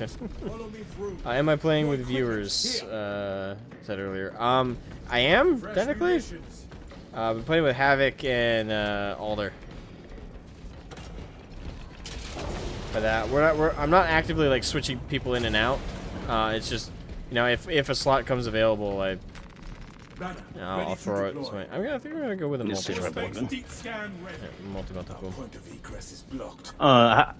For this game now, how do you feel about the heavy bolt rifle compared to like the regular bolt gun? So the heavy bolt gun is like the one I've been using, right? That's what you mean? Or do you mean like the heavy rifle, not the heavy rifle? The heavy rifle, the like super long bolt gun. Oh, for the isn't it supposed to be like the main Primaris weapon, or is that like a whole new weapon altogether? I think that's another weapon altogether, but I'd have to look to check. I think, to me, gameplay-wise, it feels pretty good damage application, but I'm not feeling a massive difference between that one and the standard carbine. Maybe it's just the one maybe I just haven't been paying attention enough, but I haven't been... Like, nothing about it has made me go, oh wow, that I really need to use this all the time. Yeah, like, it doesn't feel like... I feel like I use the bolt gun, the standard bolt gun, because it's, you know, standard bolt gun. It feels nice. Can't go wrong with the old reliable. No, but the heavy bolt, the heavy bolt rifle is, I guess, better for console players because I speak as a console player because it doesn't do as much precision damage. You can just keep on target. Yeah. The bolt gun does better precision damage, which is probably a lot easier on mouse and keyboard. Yeah. And he says, hey Asmo, Rogaldorn is so great, why is there no Rogaldorn 2? There is. He's a Centaurian in the Imperial Palace. Oh, that's not good. Ow, ow.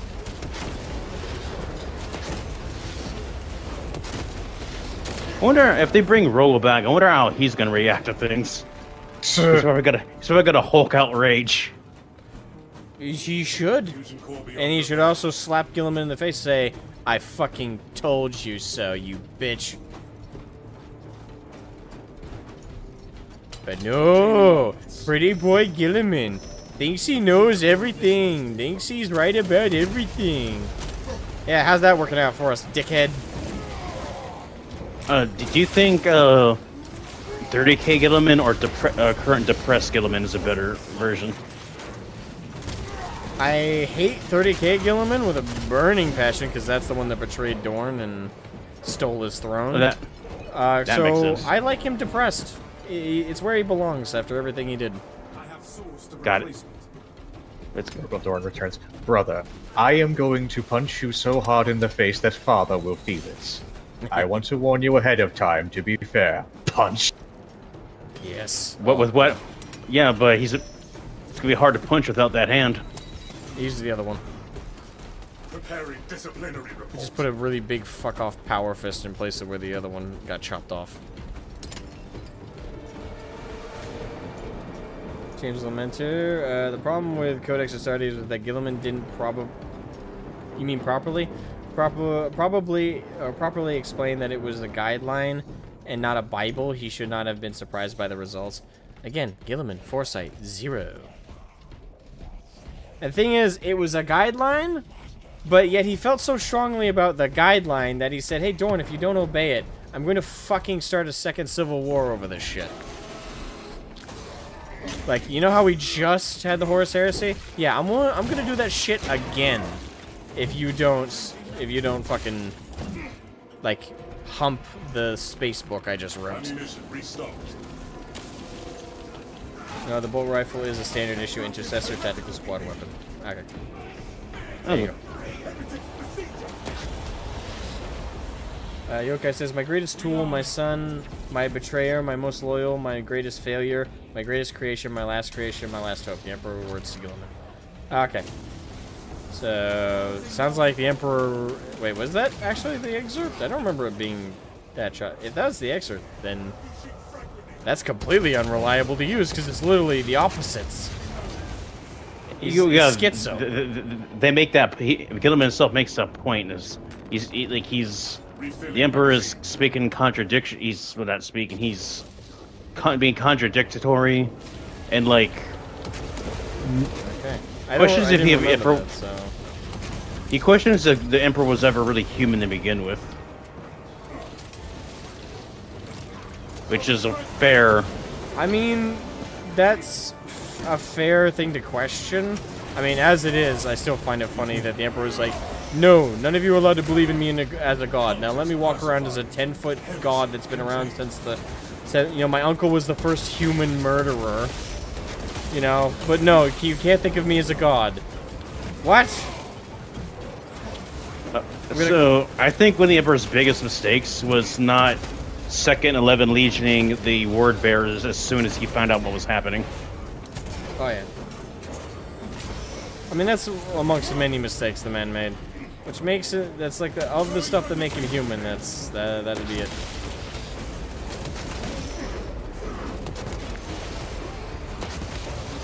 Ow. Oh, that hurt. That hurt a lot.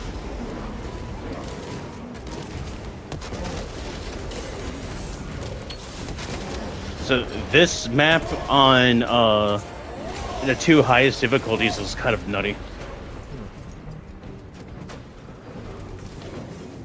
James Mentor says the heavy bolt rifle is basically an M249 bolt gun used by heavy intercessors. Wait, so the heavy bolt gun or the one I... bolt rifle. Okay, yeah, because there's the heavy bolt gun, which is the big turret one I've been using, and then there's... It's called the heavy bolt rifle. And then there's the rifle, which can be used by a heavy normal, bolt rifle. Yeah, that's the one that can be used by like a normal tactical marine. That's where like the questioning was, because there's both in this game. The one I've been using is the heavy bolt gun, then there's the heavy bolt rifle. Is that confusing? Yes, a little bit. It is working. Excellent work. I really Yeah, like definitely. when I play Bulwark. I really like the power sword, but Yeah. it gets kind of it's much different than the chain sword. It takes a much different mental space. Seals in place. I've been using the heavy bolt rifle for tactical. It seems to do a... I don't know, some of the other guns seem a little weaker to me than compared to the heavy one, so I just go with that one. Vargas says, why did he need to bother with the word bearers beside fedora tipping? They dropped hints that he was short on time, but never explained how or why. Dispatching attendants to locate the remains. Oh, Wait, what? Here to serve. Why did he need to bother with the word bearers beside fedora tipping? Wait, you mean why did the Emperor need to bother with them?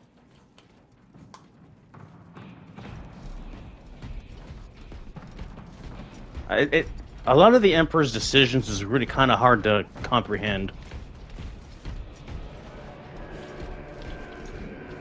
Pierce says, I think with Magnus, he should have immediately taken Magnus under his wing as a second Malkador and shit Angron in the head. Shit Angron in the head. I mean, if you chopped his head open and shat in it, it probably would have been better for him than leaving the fucking nails in there. Actually, I forget. I think it's a Master of Mankind. One of the very few times you get to see the Emperor's own point of view, and he thinks to himself he should have killed Angron if it would have been a kinder fate. He should have. I don't even disagree. I don't think Angron disagreed. Should have killed Angron and then personally let that planet burn by By his the own way, hand. from a meta standpoint, can we all agree that the most lazily named character in the whole lore is Angron? I disagree. Okay, top me. What do you got? Fantasy, Lord Ribbit. Okay, that's in fantasy. In 40k, how about that? In 40k, Angron is the most lazily named character. It's like, what do we name this character that's pure rage and anger all the time? Fucking Angron. Because he's angry. Yeah, that works. There's actually an even worse, more lazy named, a lazy name in fantasy than Lord Ribbit. Oh, that. Well, I had to keep dropping them out. Oh, dang, not alone. And there's a country in a fantasy called Nippon. Nippon? Yep. Which, that's literally just Japan. I was about to say, That's. isn't that what they just Japan's called? Yeah. Yeah. It's just. Yeah. They literally just call it Nippon.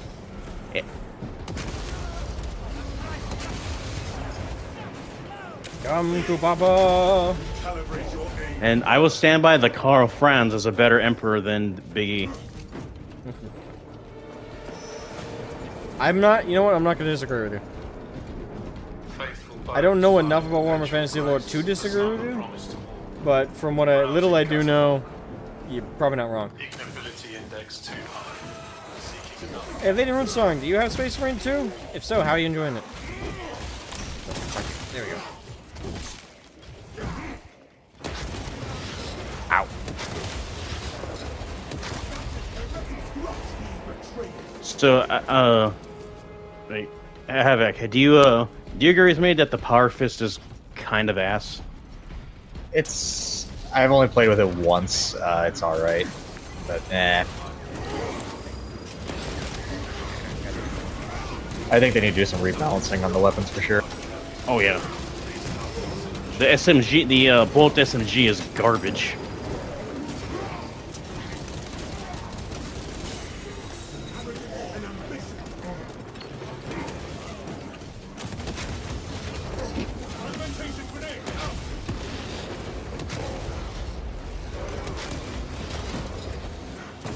Come to Papa.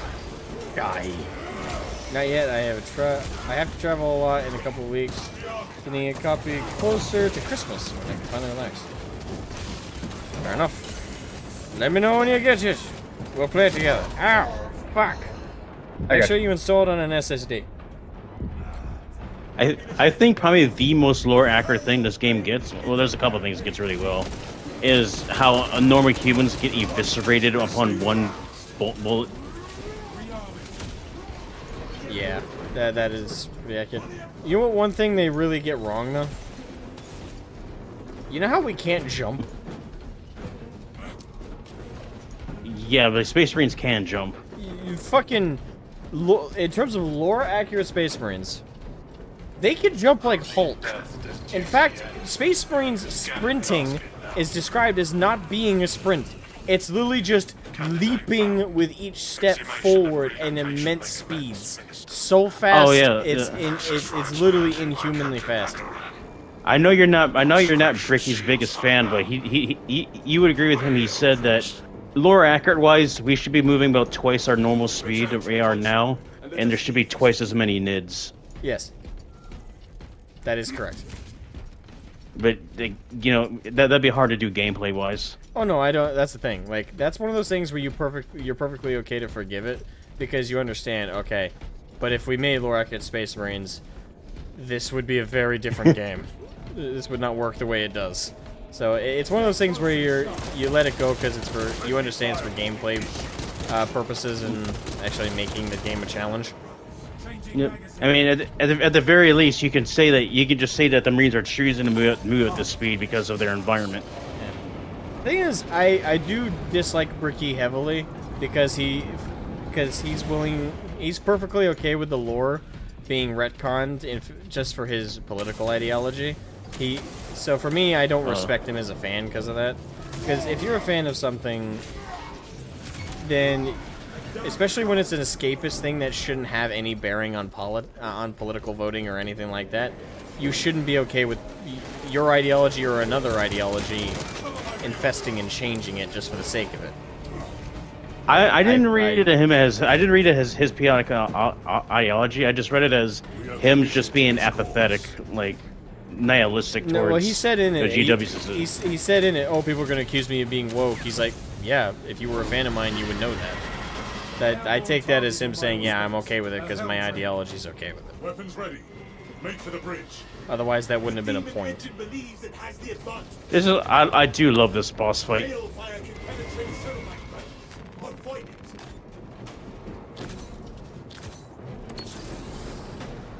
Alright, shoot. I wish I could change my weapon. He did bring a lot of people into the fandom, though, so that you gotta give him credit for that at least. No, I can't. I'm not going to, and I can't refute that. He did. I'd say in terms of media that has brought a lot of people into the lore. Sorry, not into the lore, into the game and the hobby. Bricky's videos were not as impactful, but they were comparably impactful to the start of the TTS series, and even I'd say not as much, but on a similar vein to Astartes. Like, it was just a very accessible, very casual, friendly step into the hobby. So yes, okay, he's coming. Oh shit. Well, like, whenever I see someone like getting into the 40K like universe, they either react to Astartes, and then they react to like Ricky's introduction. The thing is, and the sad thing for me for Bricky is he's like, you know, if you watch my content, you know I'm woke. It's like, but to be truthful, if you watch his 40K videos alone, that's not in them. That's why I respected Bricky. It's because, yeah, I knew he was woke from the outset, but he was the kind of, like, actually, I wouldn't even say woke is what I would have described before that. I would have said progressive. But he was, well, what made him not woke is, oh shit, I did. What made him not woke in my eyes but progressive was that he didn't put it in his content all the time. Like, you watch his Warhammer videos, they're just casual fun, and they show a true love for 40K and welcoming people in. For me, the only time I ever thought of him as woke rather than just being progressive is when he's like, oh yeah, I'm going, like, Femstodes, yeah, that's cool, yeah, I'm okay with that. You know, if you got a problem with it first time, you know, Yeah, I'm woke, you know. You're not a fan of mine if you didn't know that. My fox has been severed. Yeah, that's where the respect was lost. It's like, dude, Find this. I understood you were a progressive. I didn't care. I don't care what your politics are if you keep it out of your content. You put it in your content, you make it a point of reference. Fuck you. I mean, that's all I have to say about that. Use the terrain for protection. Yeah, I'm a fan of 40k, and I want 40k to be 40k. Son of man. And I completely reject the notion that it's like, oh, well, if your politics were being pushed, you'd be okay with it. No, I wouldn't. If something in 40, like, for example, if all of the top female brass of the Imperial Navy and all the Sisters of Battle all became super submissive to Space Marines, I would have just as much of a fucking problem with it. Like, That's why people love Tar Sarin. yeah, like it's my problem is that it's politics that don't belong in the universe and propaganda in our world are being added to the game, and virtue signaling is being done for no reason that's beneficial to the setting or the universe, and it isn't a natural through of the writing. That's the problem. I don't want right-leaning propaganda push, and I don't want left-leaning propaganda push. I want 40k to be 40k. If you wanna have a political battle and want to have arguments over social politics, go to Twitter. Go to a caucus. Go to a political event or a rally. If you go to a 40k store and start that shit, you're not fucking welcome on either side of the aisle. I don't think that's a crazy thing to think. And what annoys me is if you're like hyper left leaning, you're okay whenever the virtue signaling shit is for your shit. And you don't care if it completely turns your hobby into something unrecognizable. As long as your politics are being pushed, all else is secondary. I'm not scared of you, Helldrake. GW nerfed you guys a while ago. Yeah, rip to the homies who run Helldrakes.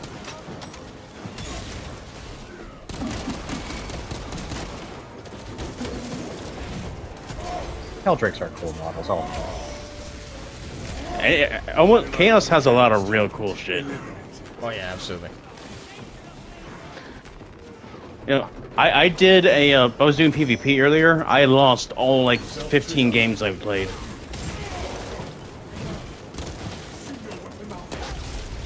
It was a rough time.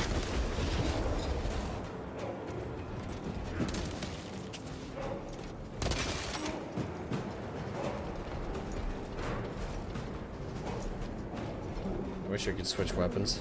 Is there a thingy anywhere nearby or no? This should be soon, actually. We're coming up on the boss. Good, I want to switch back to a heavy bolt gun. What are you using? James Lamenter, I didn't know Bricky was woke. He is by his own admission. Like, when the Fem Studies thing came out, he responded to it on stream, and he responded to several things people have been saying in regards to it. And one of the things was, like, oh, Bricky, you're woke. And he went, yeah, you're not. If you were a fan of my content, you would know that. Which, again, to me is like, I didn't consider you woke. I knew he was progressive. Like, I had no doubt about that, and I understood that from watching him on Dice Check and watching him in other stuff. It's like, yeah, I could tell he was progressive. But, you know, I don't consider you woke until you become a propaganda-pushing activist, which, via stuff like that, again, is his pick.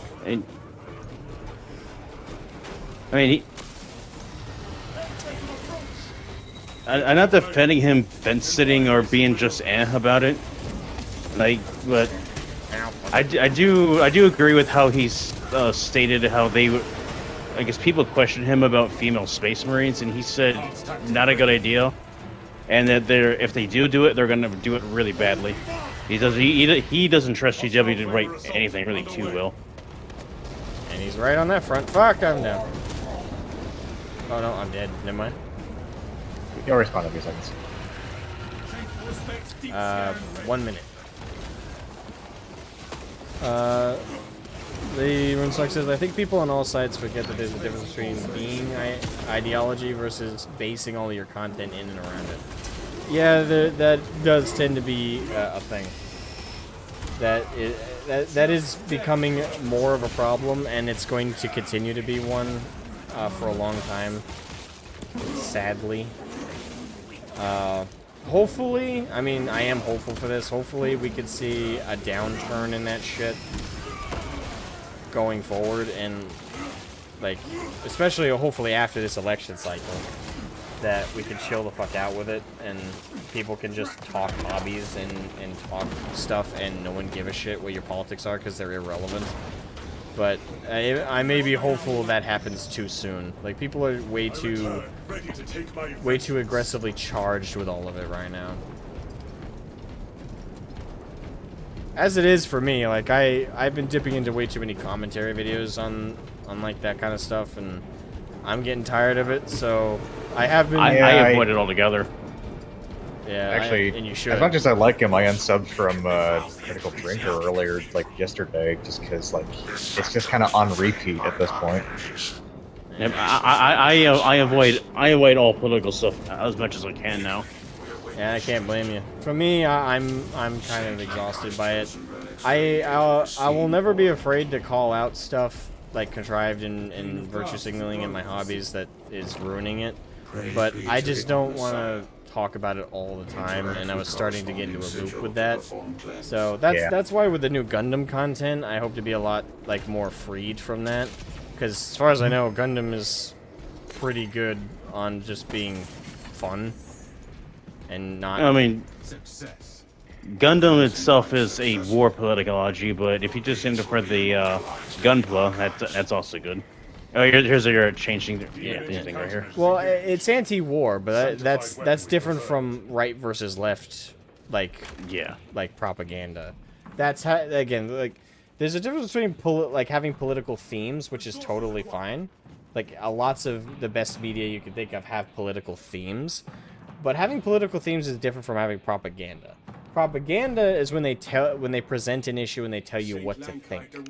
Having political themes is presenting a political issue, presenting a side of it, probably presenting what they consider a solution to it, but presenting the idea itself and letting the audience consider it or think about it, rather than just tell them what to think and tell them what side's blatantly evil and what's. Political themes recognize nuance. It wouldn't be a political talking point or a debate if there wasn't multiple angles of discussion for it. Life is rarely that simple. Now, Star Trek's a pretty good example. Like, Star Trek in the 90s had it nailed down. The Star Trek has always been extremely progressive, like, as long as it's been around. But it didn't matter if you're right-leaning or super progressive or what. You could enjoy Star Trek because when it presented political, you know, social questions and stuff like that, it did it in a nuanced way, and it was a political theme. It's like, okay, it's asking the audience to think about this issue, rather than saying, hey, this is the side you have to agree with, and if you don't agree with it, you're a bad person. And I would love if we got more media like that. Fucking hell, great. So, have you done this yet? No. I haven't.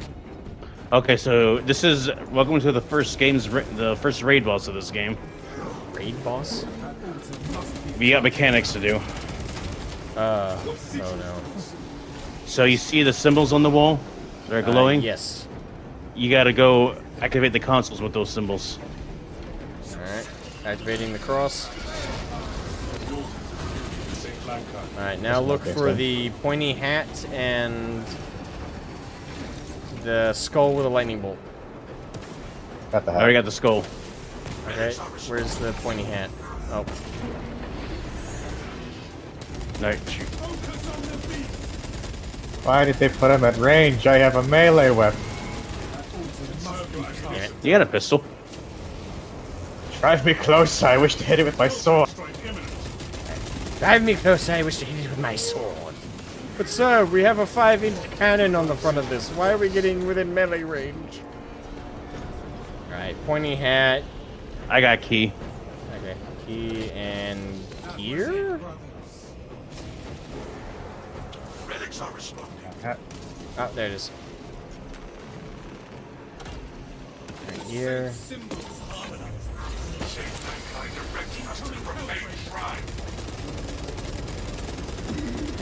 Unload hell. I'm trying to scan them so he can do more damage, but these fucking Chaos Space Marines keep teleporting in front of me with their Pointy flamethrower. hat, Basketball. circle with lines, or basketball, yeah, and shield with hole in. I got basketball. Ow, fuck. I'm going for the pointy hat.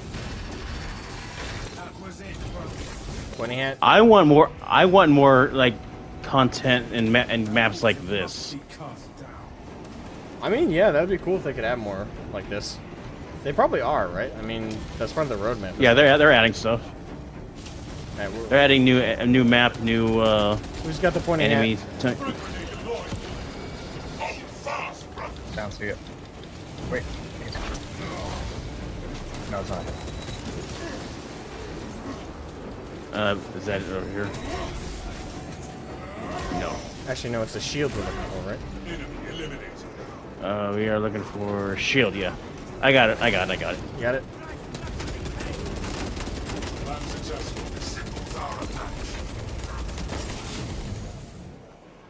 Hey.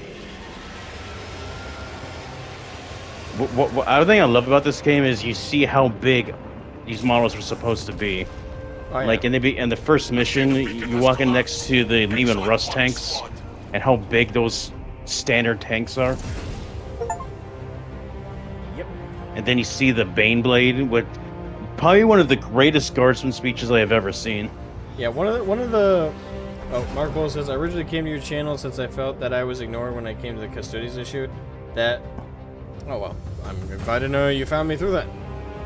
That I was weird for asking about it. Nah, you're not, and that's the thing. Like a lot of. That's the thing that the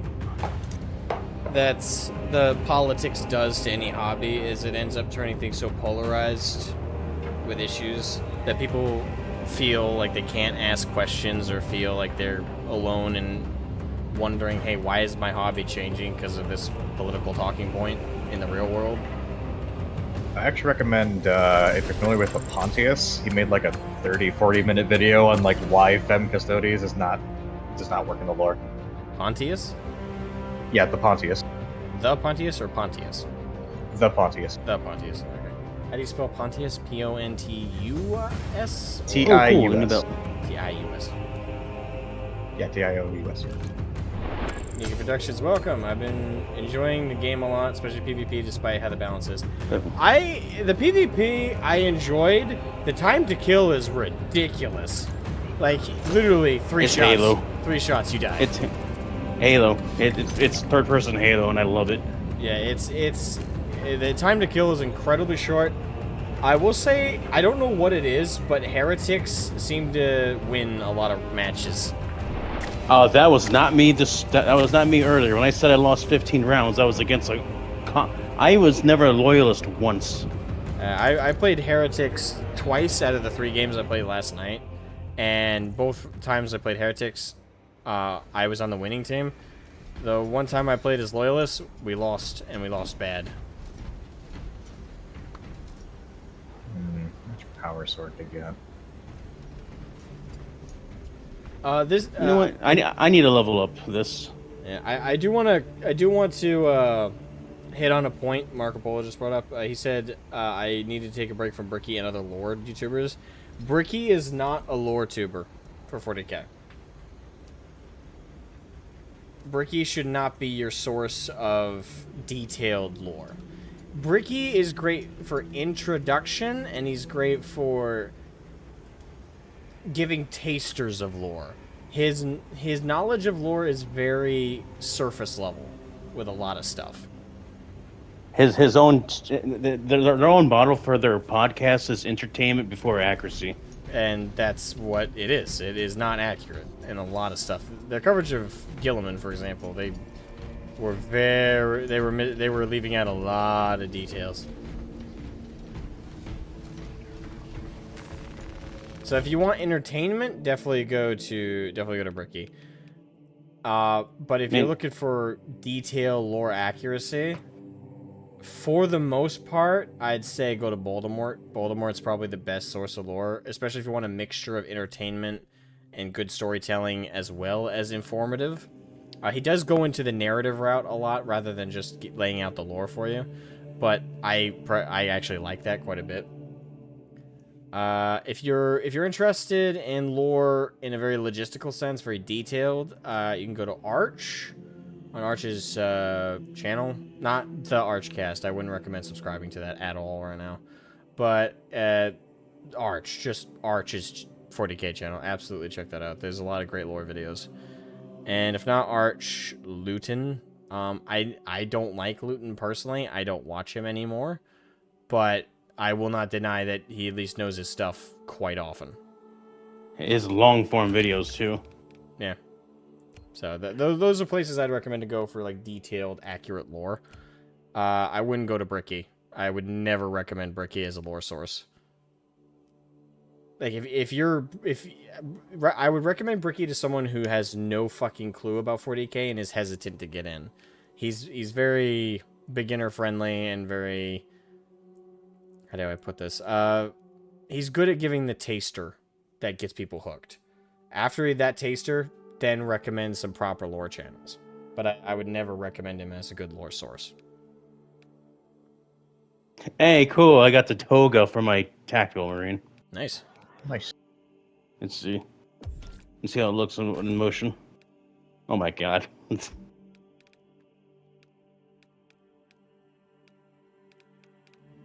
There's another design Voldemort I was thinking of that's a good one. Vox Imperialis. Vox isn't bad. Vox in the Void. Ooh, nice. There we go. Oh no, I need to do this.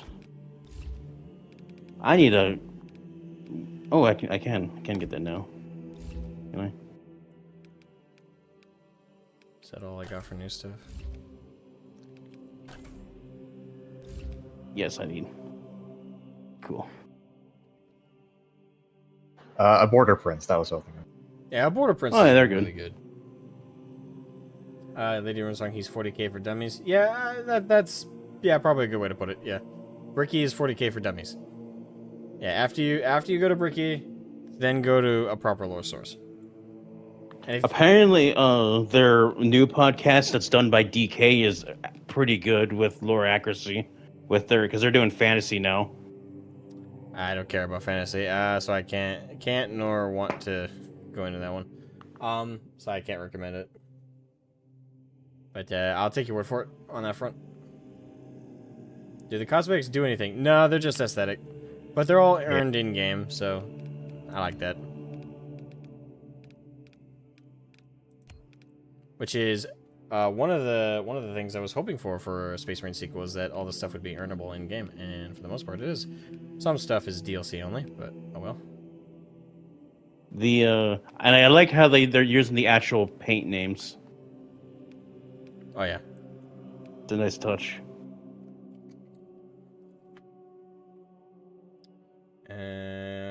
Dark Resurrect. Am I good to jump into my own games, or is any of your team planning on dipping soon? I don't know. How's everybody feeling? I'm gonna level my sniper. I'll probably go for one more, then I'll probably get something to eat, so sounds good. How am I feeling?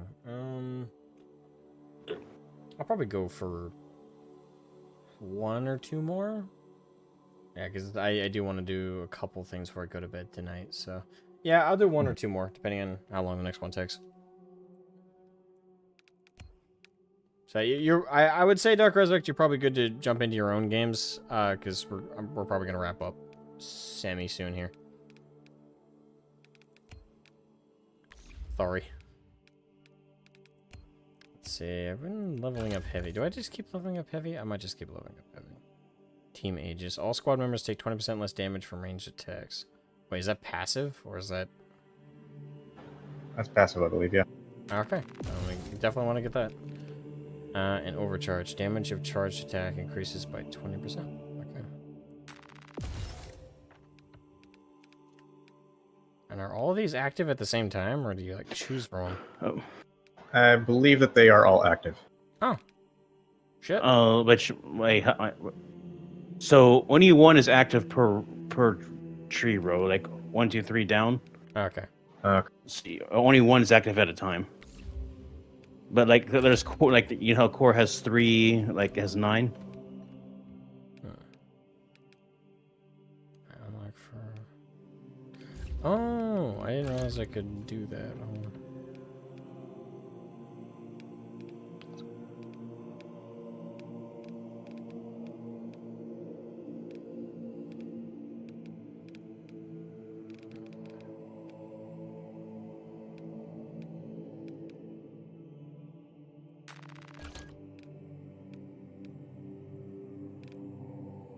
Oh, that actually upgrades the weapon.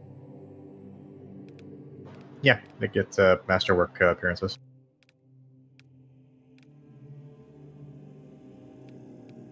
Yep. And you can give perks to them. Magazine capacity. What do I want? Huh.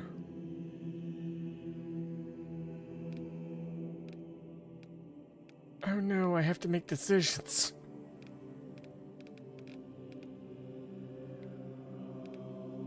Ammo's has been somewhat of a problem. But venting speed. I'll get that one. Okay. Boom. Okay, just Asmogan, of course. So, James Lamenter, let me update my answer to your question earlier. Yes, they do something, apparently, if it's on the weapon. On the armor, not so much. It just looks cool.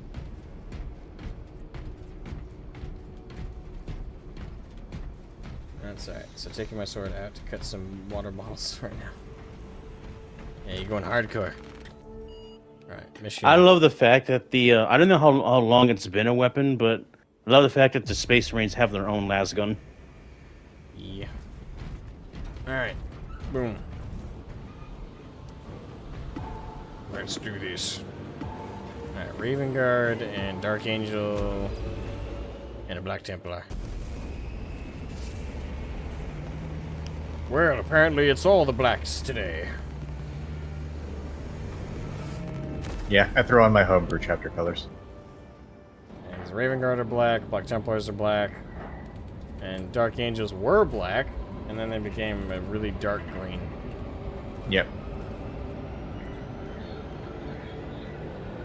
So, it's like a guardsman doesn't know the difference. They're like, oh, so you all from the same chapter, are you? We all go, no, at the same time. I am a Templar. This is a Raven Guard, and this is a Dark Angel. I don't know if the Dark Angel would be the Dark Angel would be mad. I don't know if the Raven Guard would be mad. He'd probably just stay silent. Aren't they relatively friendly for Astartes? Comparatively. I mean, they're not like salamander welcoming, but they're not like they're definitely they're not Iron Hands. Yeah, they're not dickheads.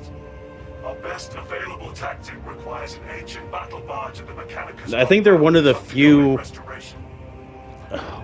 chapters that you know puts normal civilians or normal humans in mind when making plans.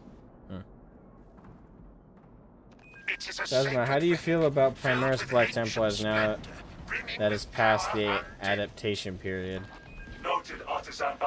I still hate it with a burning passion, but I to give, even though they did it retroactively, GW and Black Library did eventually write in that there was a civil war within the Templars over it. There shouldn't have been a civil war. It should have been like 85% of the Templars had a problem with it, and 15% were unsure if they had a problem with it.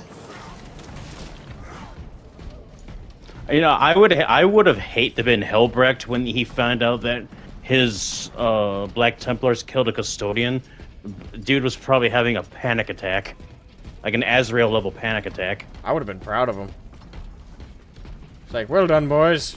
You killed the custodian. Well, you say that until the custodians and I'm gonna say the Black Templars are very lucky that the custodians on Terra did not find out about that, because that would have been a purge. Oh yeah, definitely. I still would have been Because proud of them. the custodians, they kind of chump out the bit at any chance to kill Astartes. Well, the thing is, they killed the Thunder Warriors, so they're just like, we're just waiting to get permission to do round 2. Black Templar and a Dark Angel and Raven Guard. There's a jokes here somewhere. Well, it's 3 different forms of that quiet kid in the classroom. That's basically what our squad is. It's all 3 variations of the quiet kid working together. I wouldn't call the Black Templar quiet. Well, no. Personally, They're okay. How about rephrase? They're all the edgy kid of the class. You have that's better. Yeah, you have the religious, psychotic, schizophrenic kid. That's the Black Templar. Then you have the quiet school shooter. That's the Raven Guard. And then you have that kid that likes to cut himself and looks at other people while he does it. That's the Dark Angel.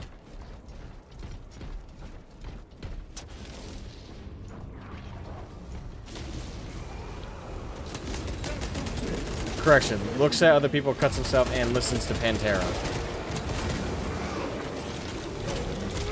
This is just easy mode. Not the easiest mode. I love how strong this specific weapon is.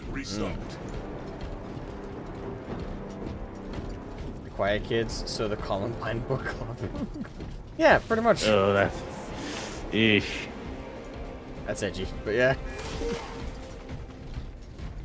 Don't know about that one, Chief. Incoming.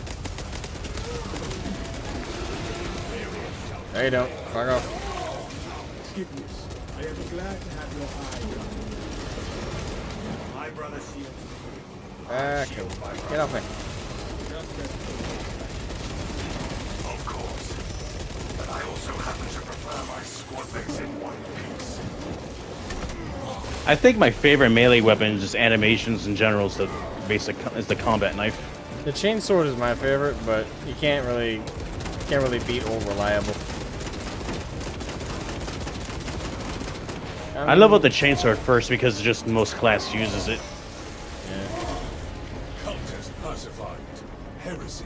Don't forget the Dark Angel kid is super paranoid about everyone. Yeah. I thought the listening to Pantera got that across. GOC degraded. Legion kid is there somewhere. Oh yeah, that's the quiet kid. Like the one everybody forgets exists. They don't even bully him. Okay, did you see the chaplain being Leandros? Did you call that at all? Yes, I did. I encourage you, man. Watch my campaign playthrough. I will. Yeah, as soon as he said, like, bind yourself to the pages of the codex, I was like, oh, hi, Leandros. It's like this, motherfucker. So when he said that, I was 50% sure it was Leandros, and I was 50% sure that the chaplain was an Alpha Legion infiltrator. That didn't cross my mind. Mainly because it would have been silly. Not that it wouldn't have made sense, but it would have been kind of silly. We cannot backtrack. And with with everything else sheer going on. suspicion. Like, about maybe a couple weeks ago, I was replaying Space Marine 1 again, and just, like, his general attitude and just the specific words he was using, I was like, oh yeah, that's probably Leandros. Hey, Red Dot. Hey! How you doing, sexy? How you doing, old man? If if only we could paint you black. Right. I did, unpopular opinion maybe. I do like Gadriel. I think he's the most interesting out of the 3 Ultramarines we play as. The companion Gadriel. Yeah. I think by the end of the campaign, I grew to like both Chiron and Chiron. I keep going back to that. Kyron and Gadriel. I liked both of them by the end.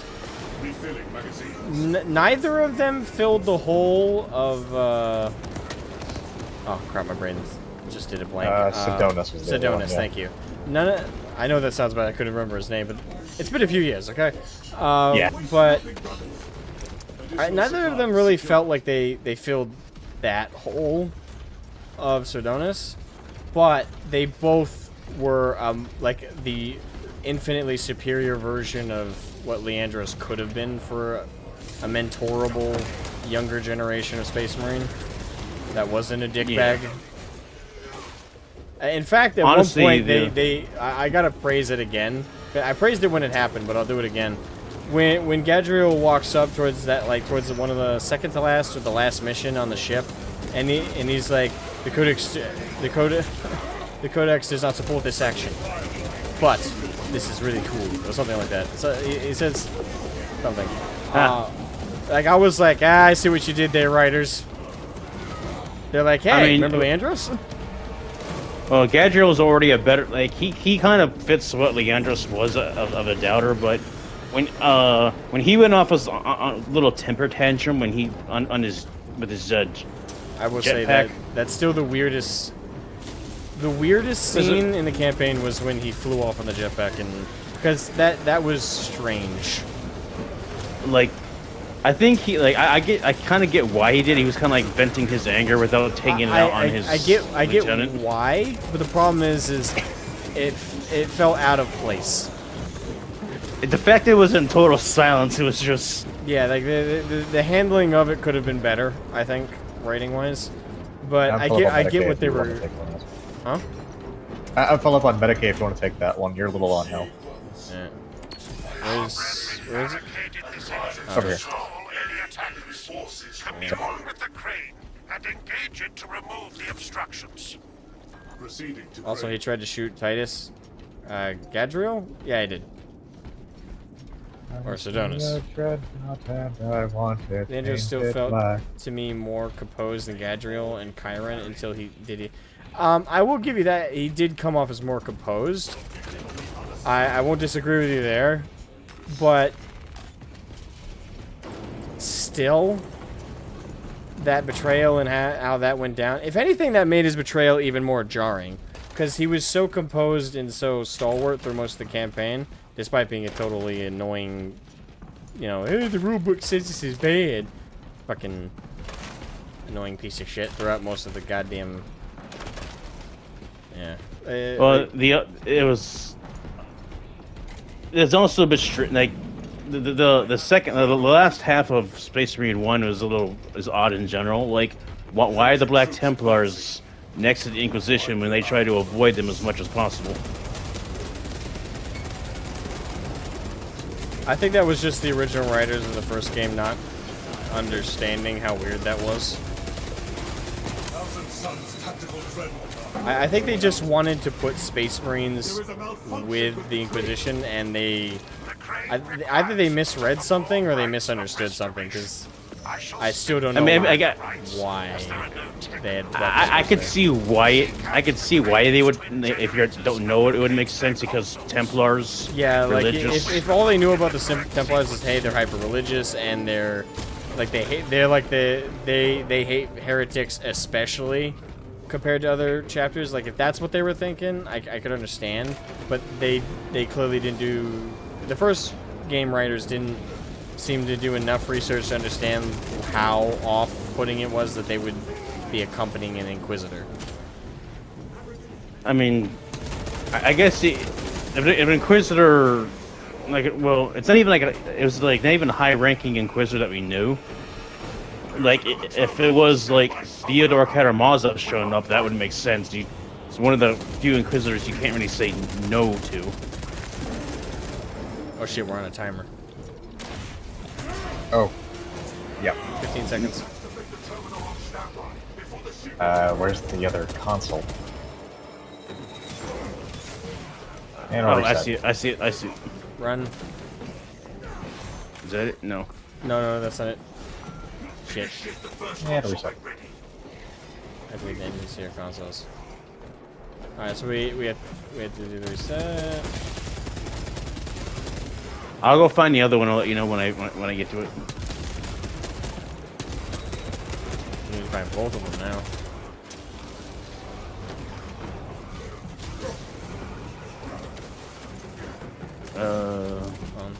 Repair this.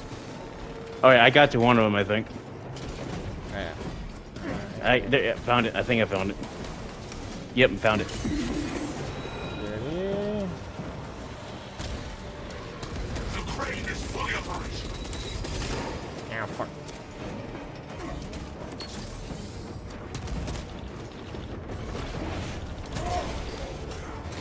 It would have made sense if you gave him one extra scene or something that pushes him over the edge to the point where Leandros himself could be willing to breach the codex. Oh, in the first game. Yeah. It definitely could have made more sense. But the thing is... Oh, sorry. You are nearing the vessel's sights. Try not to die here. Ensure nothing further impedes your progress. Die, you fucking nerd. Is there any ammo crates nearby? Oh, fuck! Yeah. Oh, wait. Oh, we can go down here. Oh. Lockdown Oh. sector. I thought I was about to die. Oh, thank God. There's. I can do this real quick.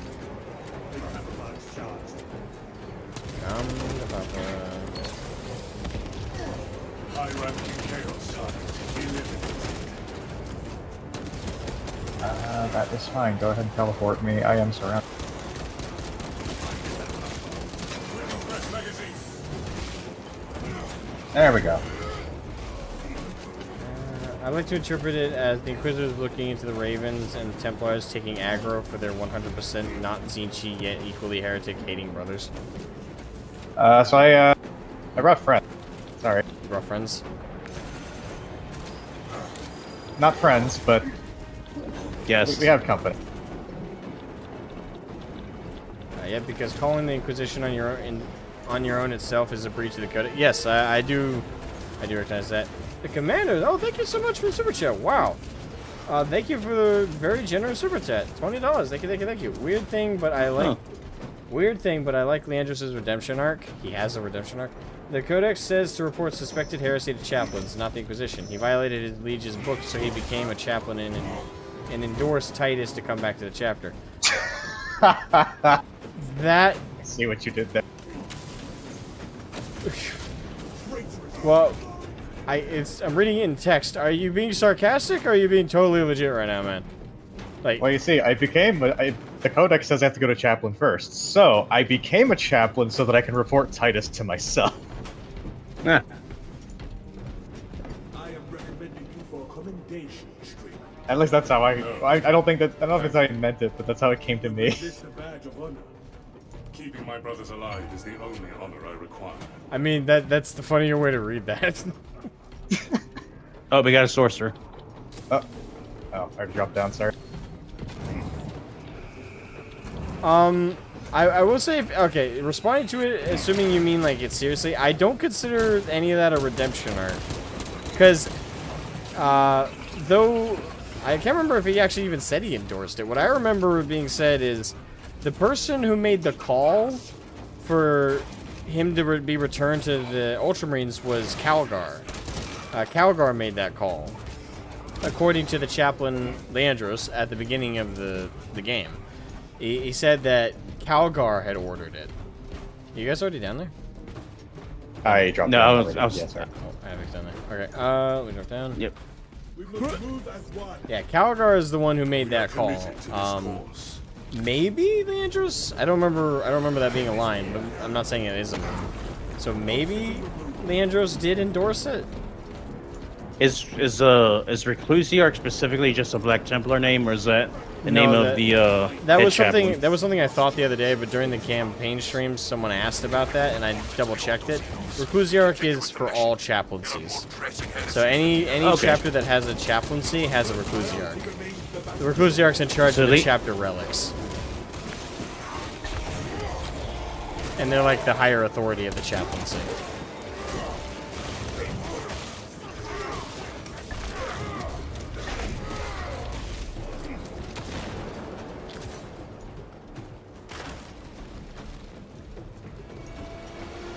What's weird is that Leandros did recommend that Titus be allowed back into the chapter.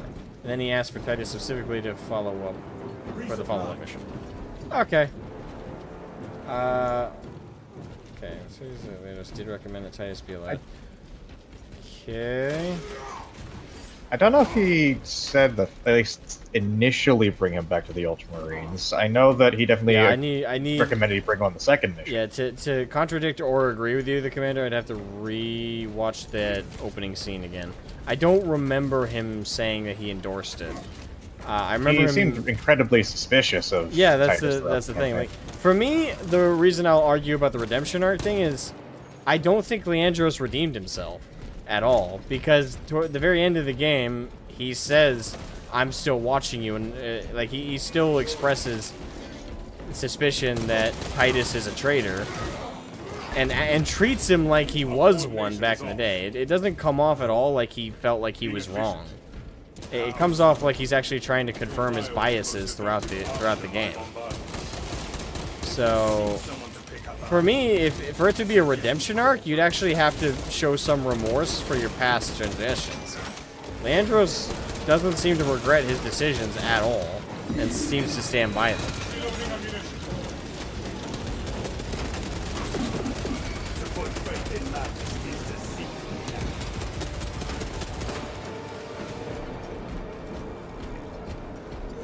So whether or not he endorsed it or not, that doesn't in and of itself redeem him if he still carries on like he was never wrong.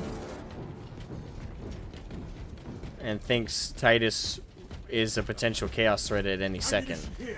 Especially since his logic is completely fucked. It's from the first game, his logic for turning Titus in is, oh, no one comes back from being touched by the warp unaffected, and you came back unaffected, meaning you're infected by chaos. Wait, what? Captain Akarat, your Ultramarines are late. It says in the book that you're a heretic. We have visual on your location. Make haste, lest your tardiness lead to the harm of our blessed vessel. Nedro's just trying to justify his bad decisions by putting Titus under his watch so he can find legit fault to justify. That's what it came off to me as. Like, especially with like every time there was even a hint of issues, the chaplain ordered Titus be brought to him and then chastised him and said, "I'll be watching you," and told the others to watch him. And that whole shtick, I was like, nah. Especially with the astropath where he starts. Yeah.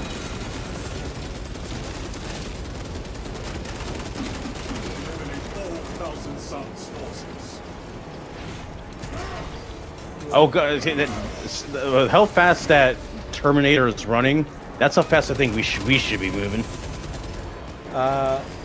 We will see in the third game. I do want to say he isn't redeemed yet, but the chaplaincy does fit him. I will say that I agree with that. Like from a writing standpoint, that totally tracks, because let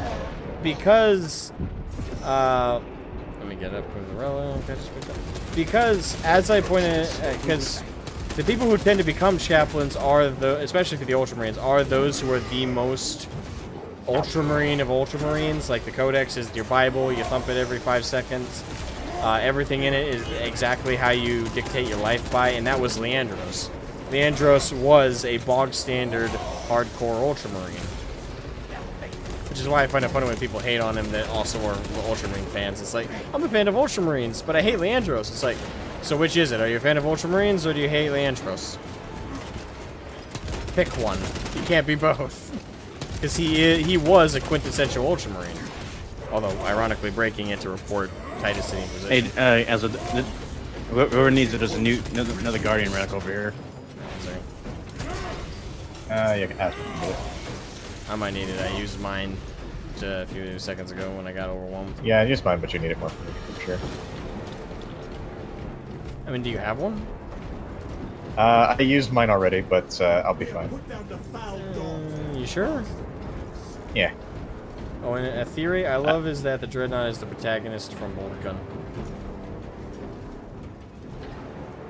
Okay. That's interesting. Actually, have we heard the Dreadnought's name? No. I mean, if true, that's fucking awesome.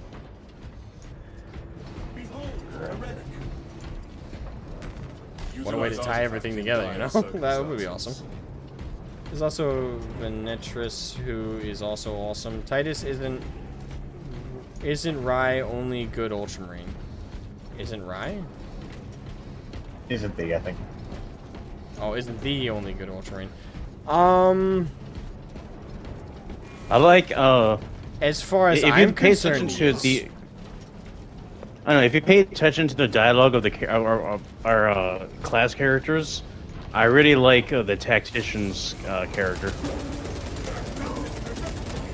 yeah, for me, the only Ultramarine characters I like are the character from Bolt Action, Titus. I like That's it. Yeah, I think that's it. Yeah. no, I like the what's his name? He's the head librarian, Tiberius. I like Tiberius. Ugh. He's a little Mary Sue, but That's. I like his attitude. I mean, he's an Ultramarine that comes with a package. Sword of Atreus crashed here around 4,000. What? He's an Ultramarine? He's a Mary Sue? You don't say.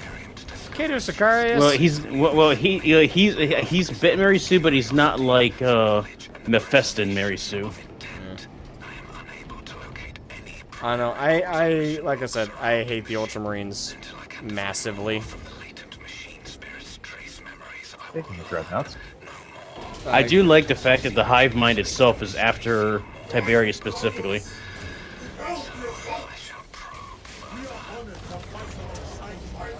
Yeah, isn't that because he tried to interface with it? Or he did interface with it? He's a fact. It's a fact that that he was able to look upon the hive mind itself and not survive. Of course, it was an Ultramarine who got to do that. And it also gave characterization to the hive mind, strangely enough. The hive mind is not happy with that.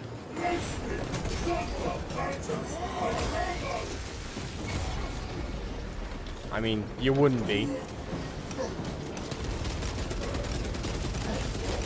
It also describes the hive mind as like actively malevolent.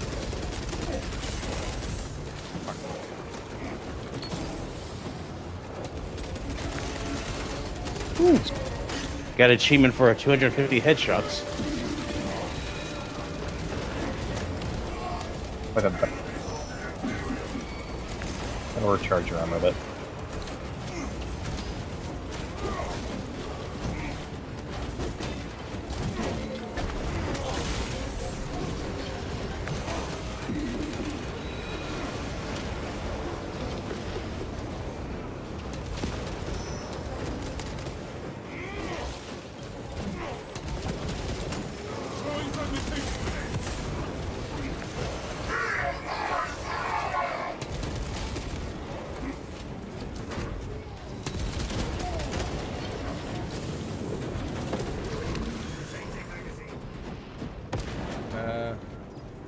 Ventress. Oh, I was gonna say, I didn't know what character name Ventress. Ventress, okay. Yeah, Year of Ventress. That's another dude with horrific trauma. He was Talassa is not there to provide you with protection. he was the one that was stuffed inside the demon Kilbasa. It couldn't possibly break Okay, free I'll give you that one. without Three. There's three good Ultramarine characters. That's it. Everybody else sucks. the enemy vessel. And the ultimate Ultramarine, the King Ultramarine, fucking Gilliman, Calgar?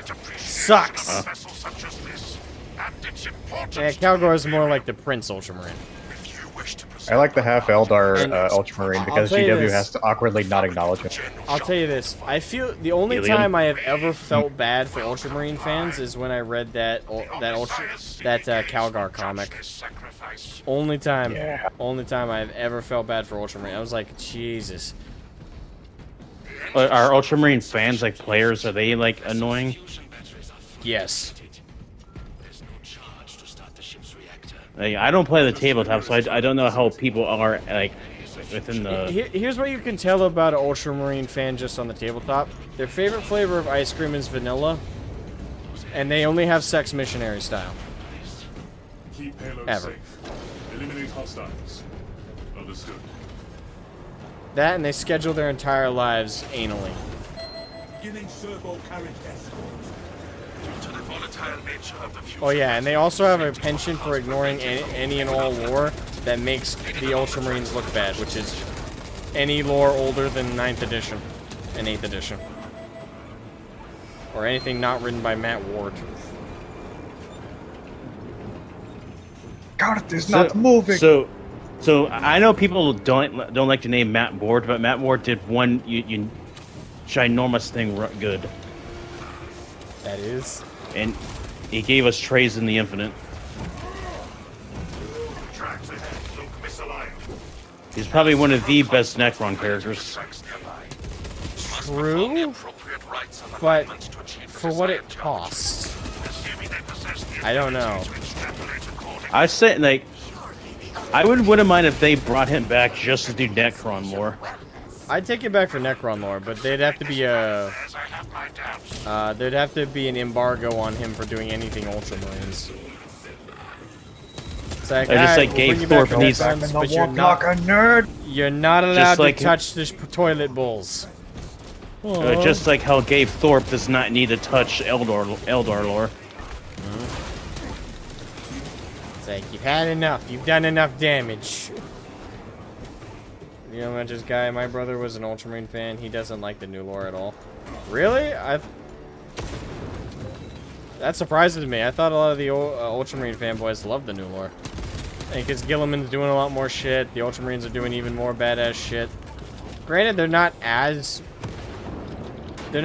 Mary Sue-ish. I will say this, if you were a traditional Ultramarines fan, you probably hate the fact that Gilliman came back and the first thing he said was, "What, you guys are following Fuck that this place." rulebook I wrote? Why are you guys following that rulebook I wrote? Why are you worshipping it like a goddamn Bible?" Even though I wrote it to be, you know, rules that you live by. Mechanics again. Oh, another one? Yeah, this is mechanics. How do we do this? All right, give me a second. Okay. Wait, we have to get this tram. Full Eldar. What? As a full Eldar Farseer that Eldron sent to Gilliman in the last one. Okay. And it's probably it's better if they corrected it to full Eldar because the half Eldar thing opened up a whole can of worms.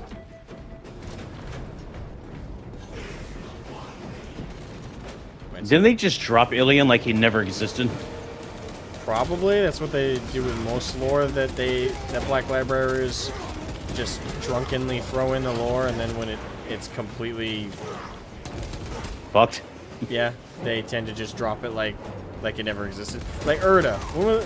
Ever since they added Urda in Saturn 9, when was the last time they brought her up?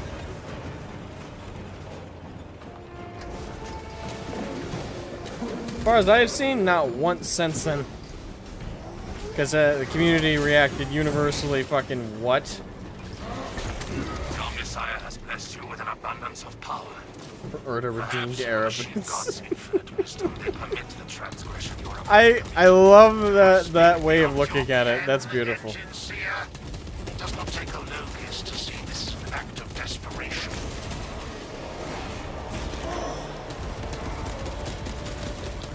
Yeah, there's only one. No, I think Erebus is a fantastic villain, but do you know who I think is more hated than Erebus? Because he just sucks. Is Core Pharaon. Or Pharaoh. He was the other one responsible for the heresy. He was Erebus's dad. I mean, Urda's the one responsible for everything now.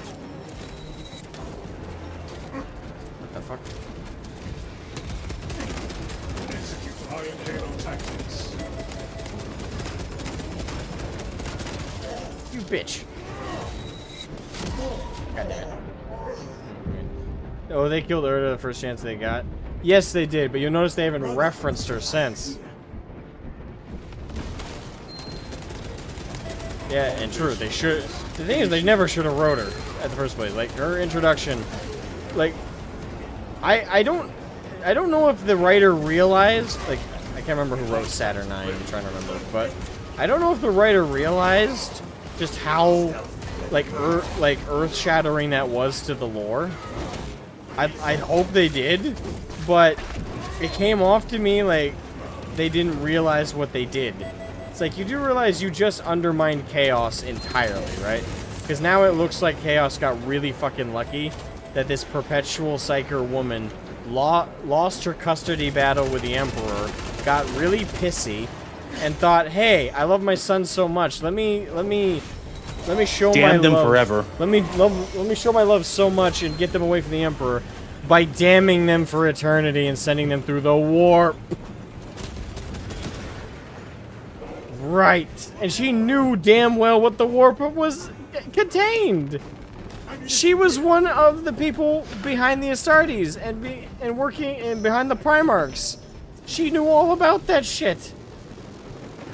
She was there. It's not like she was ignorant to what she was doing. No, she knew.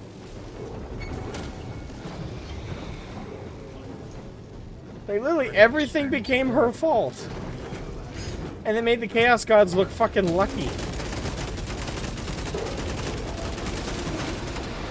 That was such a shitty addition.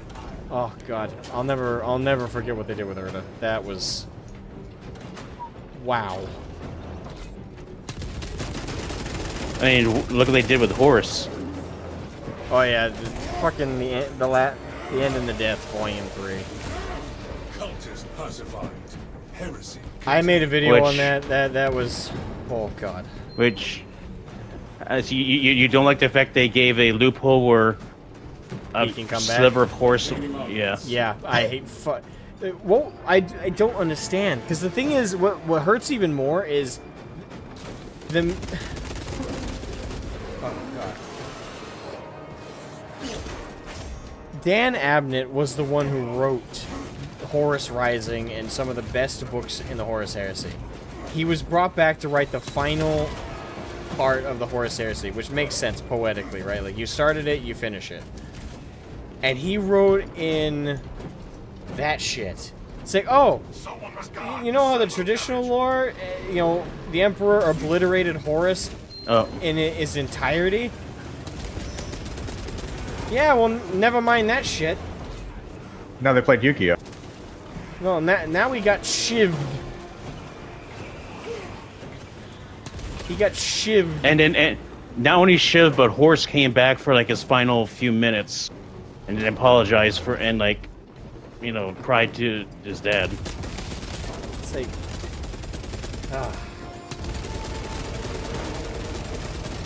Hold on.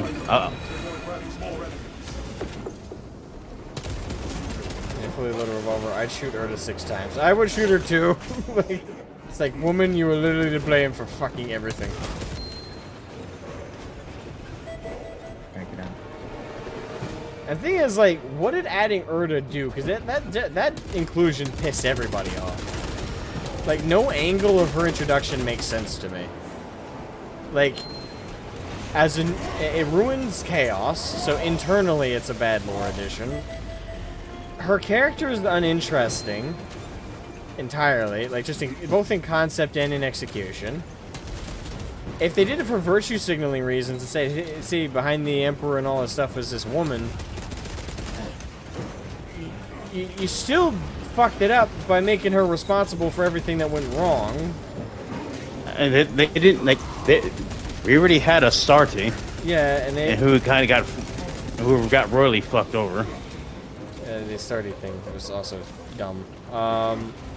Like, because her introduction, granted, at least to Stardy, the only thing she ruined is she made the Emperor infinitely less important and significant, which pissed me off. But it's, in the grand scheme, honestly, compared to what Erda did fundamentally with the lore, that's nothing. Like, what Erda did was far more groundbreaking. Maybe when Song can't stand Erda. I think most people, if you're an even remote fan of 40k, nobody likes Erda. Again, even for the virtue signaling aspect, like we talked about the woke stuff, even they can't like her. Because again, they made her responsible for everything that goes wrong. So it doesn't work from that angle either. It's just, no one was happy with Erda. Like, they literally did not, there was nothing there that was good. GW is impressive. Bring it on, I'll take on every traitor. I really like this sniper a lot. Nice. I'm gonna have to try it. I'm gonna keep I love the focusing on body it. just being pushed and rolled in front of this thing.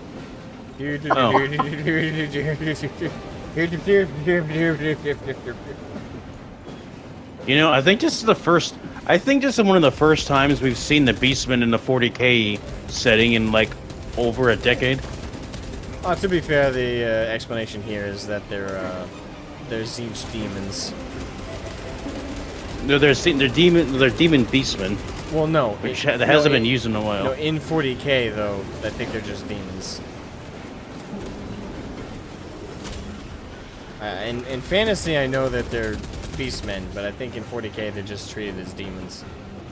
No, hold on. 'Cause I was told these guys specifically are corrupted Beastmen. Again, I think that's true for fantasy. I don't think that's true for 40k. I just wanted to drop in and throw in a few hand grenades into the chat. I appreciate it. Good to see you guys. I'm going to watch the campaign play through now. Thank you. I hope you enjoy the rants. I have quite a few of them. Hold for our signal. Oh, It's going to be a bit before I can play it. Probably after the election. Hopefully sooner. I hope sooner. Yeah. By the way, preemptively, if you do like the Ultramarines, you will struggle to get through my campaign playthrough because I'm very vocal. I mean, I know I've been vocal here, but I'm even more vocal there. Ah, don't shoot me.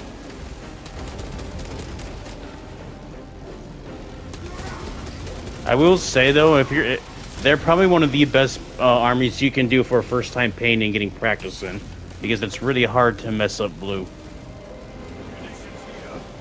I mean, it's the color that's easiest to fuck up is white. Yeah, I wouldn't recommend the white scars as a first-time No, project. not unless the most you want to do is just prime them. Like, you can prime them all white and call it good, but if you actually want to paint them, Hit the button, Asmo. what? Hit the button. Which button? No, that was the mission button. We're launching that battle barge into the massive Zinch pillar. Oh. Load status successful. An instrument of the machine god's wrath. Okay, they're called Eyes if I still have they're called Taznagors. Tazongors. They are Tazongors, yeah. they are abhuman mutants that got turned into demons. Okay, so yeah, like I said, they're demons. Yeah, they are. Well, they sort of. They're mutants. The only demons we really see are the demon host and changer of ways. No, Lord of Change. I was gonna say Lord of Change. Yeah. Hey Draven, Imperial Fist is also one of the easiest since all of them are yellow. Yes and no. Yellow can, depending on what you paint it over, can actually be a little unforgiving. If you prime the mini white or gray, it'll be fine. You prime it black and you try and paint over it with a yellow. At least this is what I find. For a new painter, if they're using contrast paints, it's gonna look ugly as shit. if it's painted over black.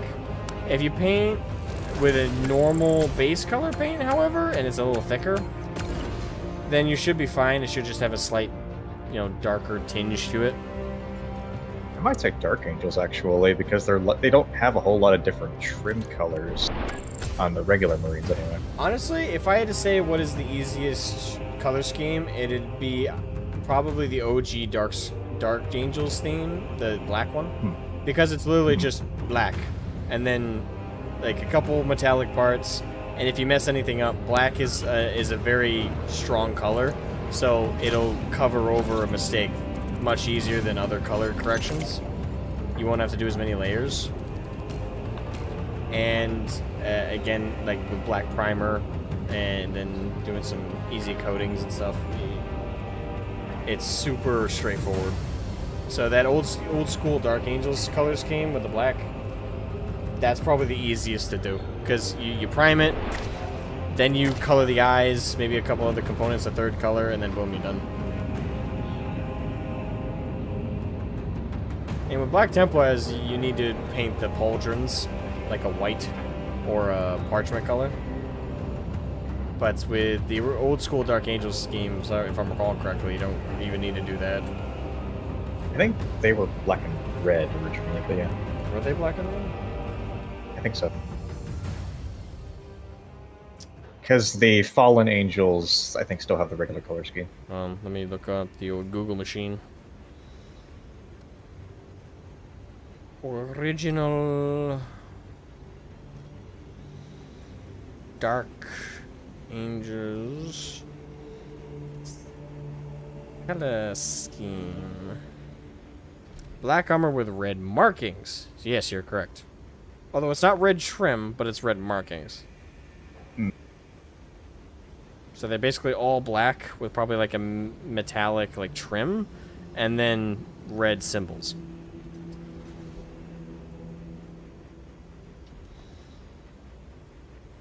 Yellow is a bitch to paint a lot of time.